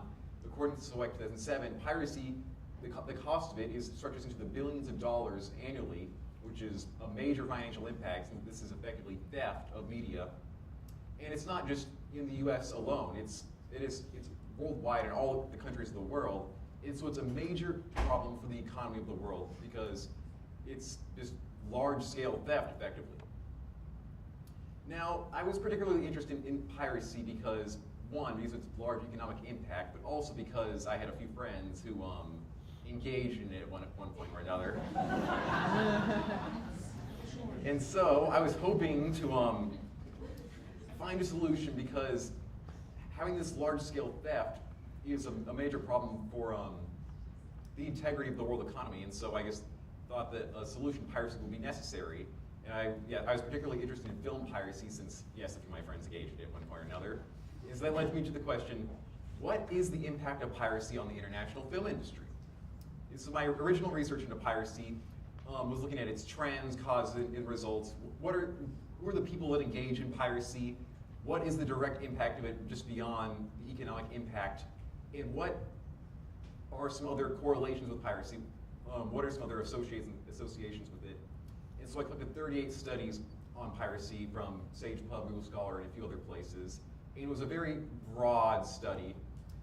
It had many different subject matters into it. And so going into my further research into piracy, I hope to kind of narrow down my subject of interest and hopefully find something that can be more actionable than just understanding piracy as a whole. And so that led me to artificial intelligence. When I was looking into more recent studies on piracy, there was a key theme that emerged in that these studies were beginning to talk about artificial intelligence like ChatGPT or Google Bard, and that got me thinking, why are these papers about piracy talking about AI? And so I started looking into it, and I started to try and understand the nature of this artificial intelligence. And so that got me looking into it, and it turns out that ChatGPT and these other programs, they can't create new ideas when they type up their responses to your questions. They can only reuse existing pre-existing material, and they can't create any new ideas effectively. And so many researchers have called this technology plagiarism because it can't create any new ideas. It only repurposes and rearranges existing ones. And because of this, it's effectively quite bad, since plagiarism is an even larger problem than piracy today because of how widespread it is. I assume that most people in this room have plagiarized accidentally or intentionally at one time in their life or another. And this got me thinking, since YAR 2005 thought that since the willful distribution of copyrighted content is piracy, but since these AI companies are reusing and distributing this content and misusing it, does that mean that AI-based plagiarism is also piracy? And the thing is, research concerning piracy and AI-based plagiarism was lacking. Most of the researchers gave brief allusions to AI, but none of them really compared AI-based plagiarism and piracy. There's no universal definition as to whether AI-based plagiarism and piracy are synonymous, and so I wanted to understand whether they are synonymous or not, and hopefully, if they are synonymous, some of the techniques that I learned that could prevent piracy could also prevent AI-based plagiarism, since AI is an emerging phenomenon, and hopefully with the techniques used to prevent piracy, they could also be used to potentially mitigate the potential impact of artificial intelligence. And so that led me to the research question. Can AI-generated plagiarized content be defined as synonymous with copyright infringement? And copyright infringement is just fancy academic terms for piracy. And so I proposed a qualitative approach where I would look for linguistic and structural similarities between documents on piracy, plagiarism, and artificial intelligence, the like, in using discourse analysis. Now, discourse analysis means that I look at the context, the linguistic similarities, the word choices, the structure. Basically, I was looking for significant overlap between studies on piracy and AI-based plagiarism. And so with my study, I look at 20 different sources using a preset list of search terms. In each of these studies concerned something like piracy, plagiarism, AI, or all three at once. There were many overlaps between each of the studies. And I would analyze their linguistic context, their context, for what exactly are the parallels between AI-based plagiarism and piracy. And in my second phase of the research, I hoped to run these studies through ChatGPT because I was interested, since these AI programs were quite intelligent, I guess, I thought that I could analyze these papers using ChatGPT for thematic or linguistic similarities because they could run through many more documents than a human could at once and would hopefully make the research easier. However, the thing is that these studies were just too long for ChatGPT. You couldn't run, there were just too many different themes, word choices, and structures between each of the studies that none of them could fully be analyzed effectively by ChatGPT. And so, unfortunately, I was unable to use it for my studies. I considered using other AI programs to search for linguistic and structural similarities to aid in discourse analysis, but due to my limited time, I was able to find a correct system. So in the end, I just did manual labor and analyzed them all by hand. And so the good news is, because I did them all manually, it gives more validity to my research because they were all analyzed by hand instead of an AI program, which might do a subpar job. So I think it was actually a good thing in the end, so good. And so when I collected all my papers, I organized them into different subject matters, like did these papers have similar word choices? I typically grouped them into groups of 3 or more, sometimes 4, sometimes 5. And I was looking at their choice of language, what words, how do they contextualize AI-based plagiarism and piracy? And I looked as though whether they were published around the same time. Were some academics publishing similar papers because they had similar material to work with, or were they published many years apart from each other because, and yet significant themes carried over between the years of research into AI-based plagiarism and piracy. And so what I noticed was that there was significant overlap between words used to describe AI-based plagiarism and piracy. They were both almost universally described in a negative light, using words such as theft, infringement, crime, just all negatively, effectively. And well, that's kind of obvious considering that they're both misuse and theft and the like. And aside from the significant linguistic overlap, I also found many structural similarities, like chapters on the history of plagiarism from the 19th century onward were also describing the history of AI-based models in a similar way. Like the development of plagiarism, and the development of piracy, and the development of AI was all described in historically similar fashion across many different papers that I looked at, which show that there was overlap that might mean that they are synonymous. However, with my research, I had many limitations. Principally among them was that I had a limited amount of time and a limited amount of resources to work with in the form of paper. Since piracy is a massive academic circle, I suppose, there are thousands of different studies concerning it, and mostly from the 1960s onwards. And since there were so many studies, I could only look at a small fraction in the 20 that I observed.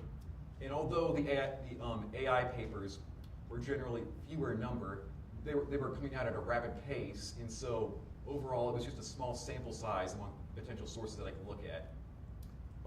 The other problem was that I only looked at a few research databases, unlike my earlier research into piracy, because I had less time to look for I had less time to look to analyze all the search engines. And since piracy and AI are both very diverse topic areas, they also had a lot of overlap, and also a lack of some overlap. Since they were so diverse, some themes just did not emerge. And there was just too much to work with effectively. In conclusion, there is significant linguistic structural overlap between AI-based plagiarism and piracy. And although I wasn't able to find out whether they were synonymous or not, although there was clear evidence suggesting that they were correlated in many ways, there was no absolute confirmation from the researchers that they were synonymous.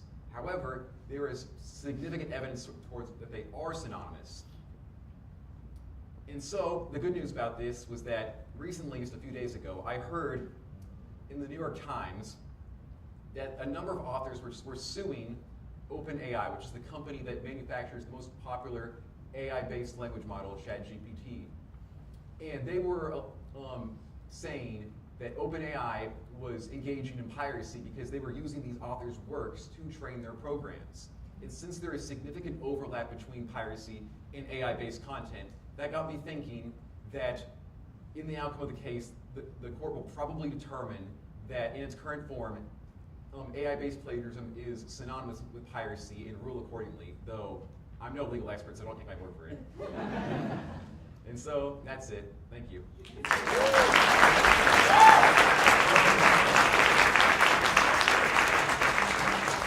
Thank you so much, Thomas. That was a great presentation. We will now open up for some questions. Okay, so I did not pirate anything from it. But one of Ben was actually talking about me to this interesting type of AI that I was looking at. It's called perplexity, right? Yes. And it does something very interesting. It actually cites the sources from which it draws information. So you were talking a lot about if AI can equal plagiarism. So I was wondering what if you did the opposite thing? Do you think it could be possible to use AI and literally find out where it's drawing those sources to kind of like track down where plagiarism is and where like it's being leaked? Do you think that's possible?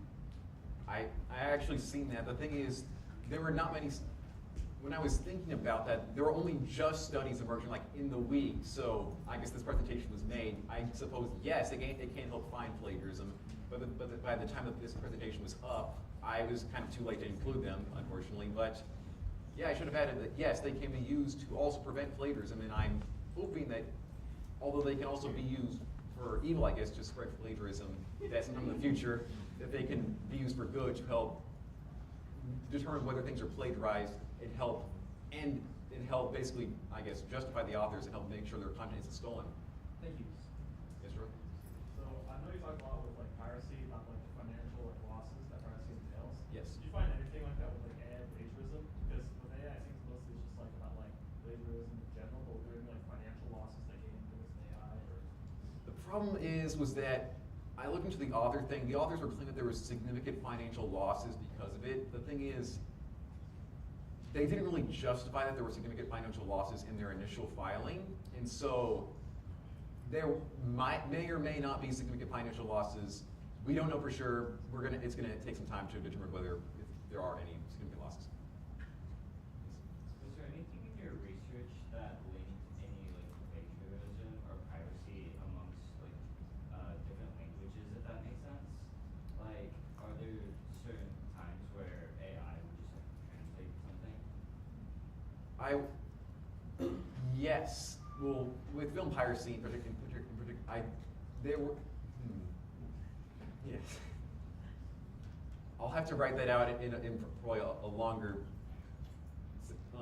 I guess, speech later because it'd take a lot more explanation than I have right now, and it also entails some research that I had to put down earlier. But yeah, I can talk with you afterwards. Yes.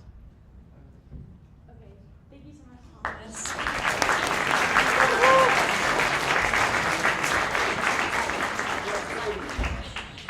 Next, we will introduce Jaden Chin. Jaden Chin is the son of Danny and Catherine Chin.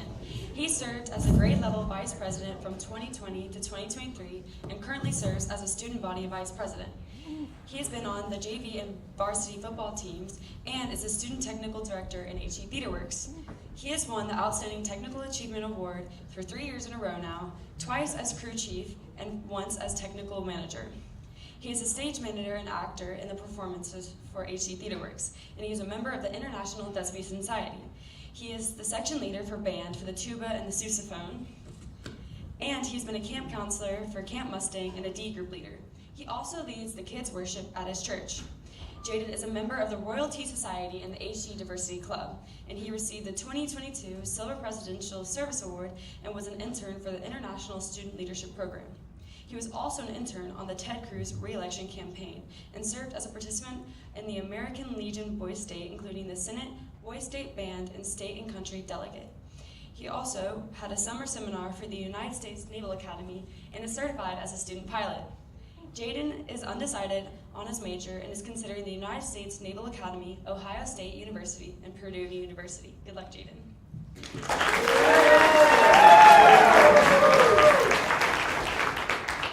Thank you for that introduction. Good evening, my name is Jaden Chin, and for my final DSP presentation, I'll be presenting to you on global events and their impacts on sustainable aviation fuels. In the fall, I presented to many of you on sustainable aviation fuels. I showed how these are fuels made from a diverse range of organic materials, such as coconut oils and waste from cutting down trees. I also noted how sustainable aviation fuels largely stem from the fact that the aviation industry is trying to combat its large greenhouse gas emissions at the moment.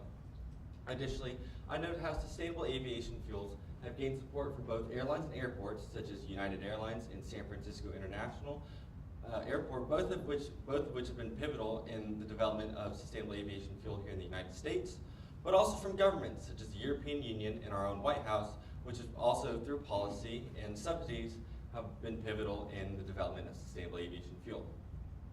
On the flip side, I noted how recent global events, such as the Russia-Ukrainian war and other wars, COVID-19, and a global rise in inflation have all played an impact in the aviation industry. Additionally, through my research, I realized that there's very little research currently being done on the correlation between these global events and the sustainable aviation fuel industry, which led me to my research question coming into this year, which was, how have worldwide global crises like inflation, COVID-19, and the Russia-Ukrainian war affected the development timeline of sustainable aviation fuels, or more commonly known as SAF? And so, in order to answer my question, I took a qualitative research approach, looking for maybe what somebody said instead of a statistic like many of my other scholars have tonight. In order to conduct my qualitative research approach, I interviewed 3 professionals in either the oil and gas industry or the sustainable fuel industry. The first person I interviewed was Mr. Aman Tandon. He's a corporate and regional strategist for the India and Asia Pacific markets of Technip Energies based in the United Kingdom. The second person I interviewed was Mr. Bhaskar Patel. He's a senior vice president of sustainable fuels, chemicals, and circularity, also at Technip Energies, but based right here in Houston, Texas. Finally, last but not least, the third person I interviewed was Dr. Charles Wyman. He's a chemical and environmental engineering professor at UC Riverside, but also the founder, president, and CEO of Verdamas LLC. And in order to conduct my qualitative research approach, again looking for what these people might have said, I asked them various questions, such as what are the most important economic factors regarding sustainable aviation fuel development to them, or maybe how have their respective companies been responding to the global need for a more sustainable fueling industry. And I was able to use both Microsoft Teams and Otter AI in order to find my results. Microsoft Teams provided the platform to do my interviews, but also detailed transcripts of what both I and the interviewee said. Additionally, I plugged select interviews into Otter AI, which gave me a redundancy in transcripts, but also summarized the information of the interviews that I plugged in. Additionally, I did go through each transcript manually, looking for what content I could find, much like Thomas did. And before I dive deeper into what I found through each interviewee, I want to note how each interviewee largely focused on a more niche part of the success of sustainable aviation fuel. For example, Mr. Aman Tandon noted how sustainable aviation fuel as a whole is not a new concept, but has become a larger priority for aviation recently. Additionally, Mr. Bhaskar Patel noted how the success of multiple feedstocks or ingredients that are put into sustainable aviation fuel development will lead to its success as a whole. Finally, Dr. Charles Wyman noted how successful sustainable aviation fuel implementation must undergo rigorous certification processes just like that of other sustainable fuels already has. To begin, Dr. Charles Wyman and I noted how sustainable aviation fuel is largely competing against the tried and tested Jet A fuel, which is the fuel that many of us fly on made from fossil fuels. He also noted how sustainable aviation fuels are largely stemming from a social commitment, which is influenced by both social factors and price. Price making sustainable aviation fuel look less attractive as it's currently more expensive than conventional fuels, but also social factors such as humanitarian organizations arguing for a more environmentally friendly aviation industry, which is making SAFs look more attractive. Additionally, he noted how both airlines and governments already want this decrease in CO2 emissions, and truly believe that sustainable aviation fuel is one of the leading ways in order to reach such a milestone.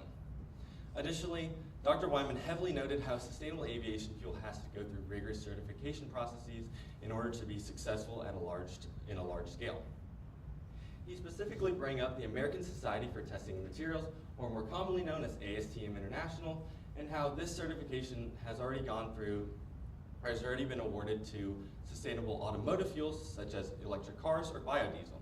He noted how sustainable aviation fuel too has to go through similar certification processes, and noted how these certifications will require cooperation from every part of the industry, and that governments need to institute unified policies in order to make such things happen. Next, Mr. Bhaskar Patel noted how the success of sustainable aviation fuel revolves around its feedstock, or the ingredients that go into it. He heavily noted how the production cost of the feedstock translates to the cost of sustainable aviation fuel, and as unfortunately right now it's very expensive to make things like corn into sustainable aviation fuel.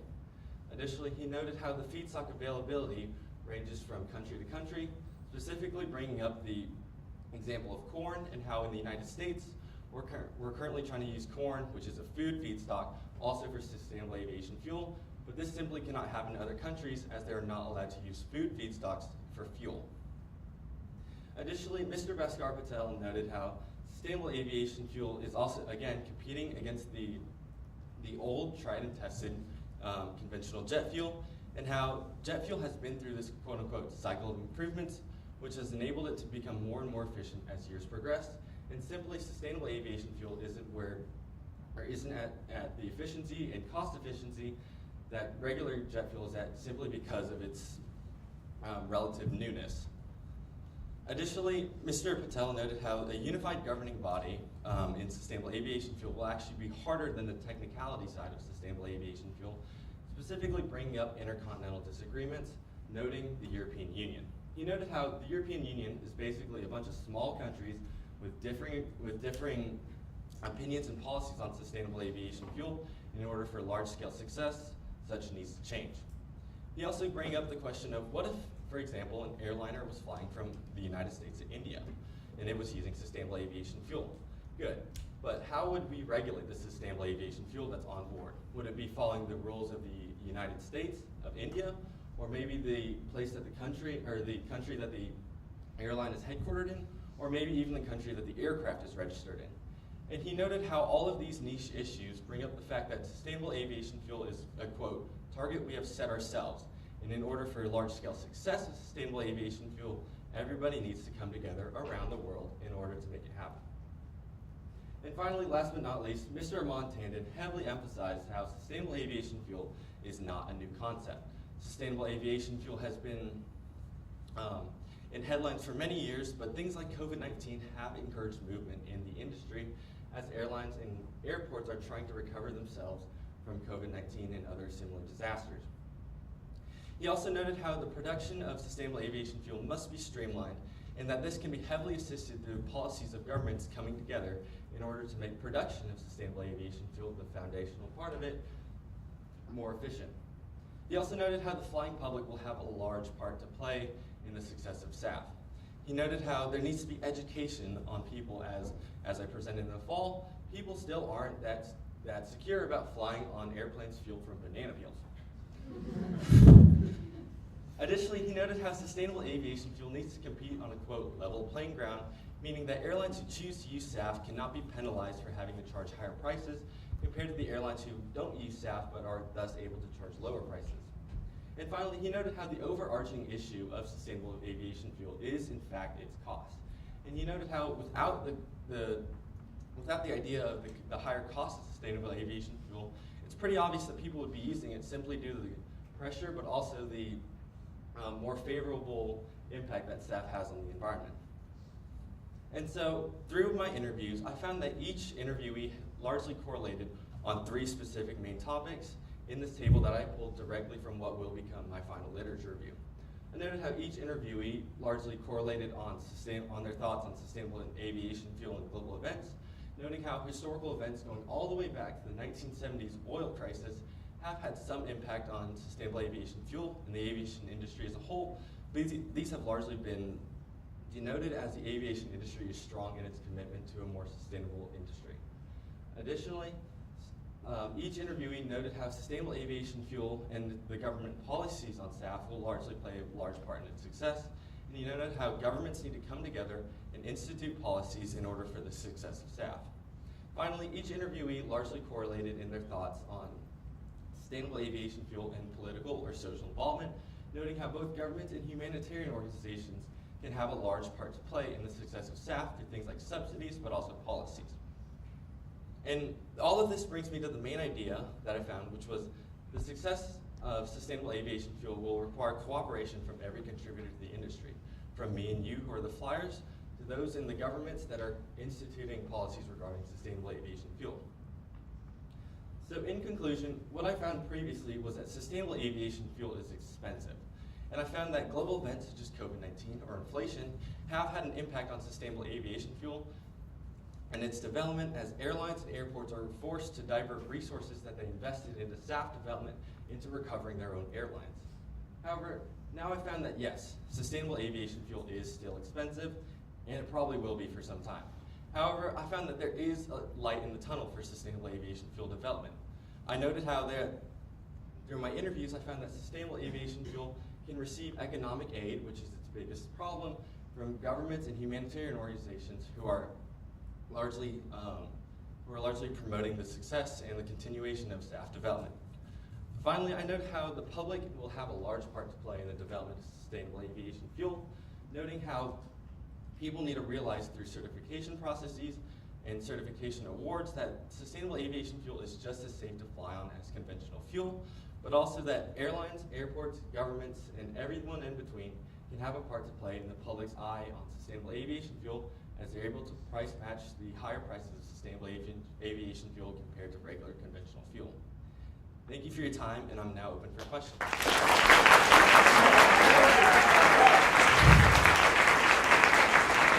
you so much, James. So, as he just said, it's our last time for questions, guys.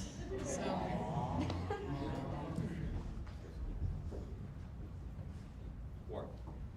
How far out do you think that we are from being able to use SAF just normally in every single aviation airline, everything is being used?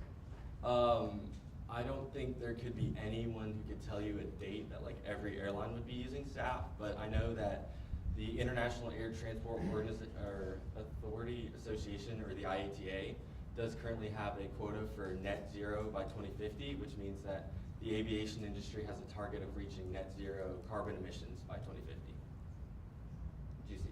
I'm just curious, you're talking about like fossil fuels, obviously limited resource, right? Yeah. Do you know if like airlines is one of the most consumed of that resource out of all the industry? Like what percentage is airlines consuming that resource? Right now, the aviation industry contributes towards 8% of CO2 emissions.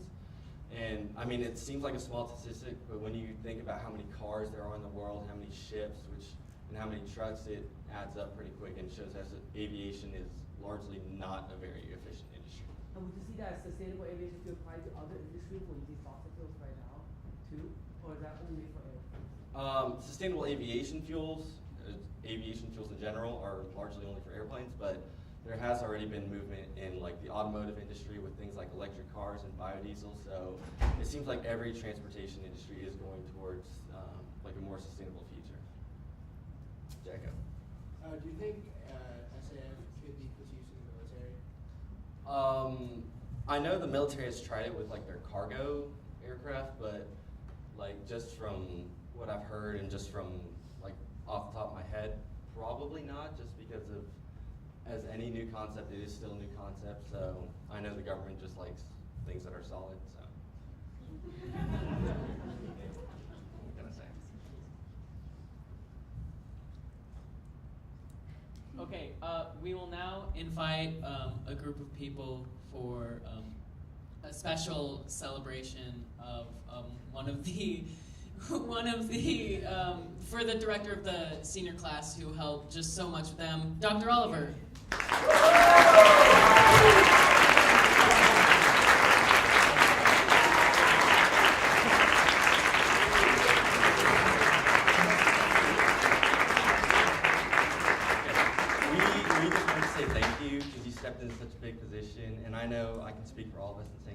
light every day in both AP Lit and also DSP. Makes all of our days a little better. So, and also if I could have Mr. Funk come down.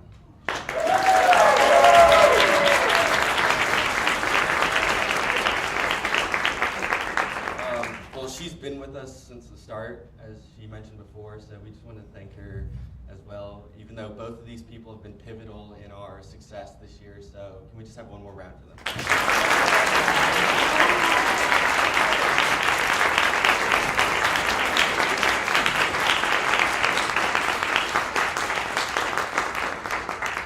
Okay, thank you so much, Jaden. Great job. I will now invite Lily and the Masters down to close us in prayer.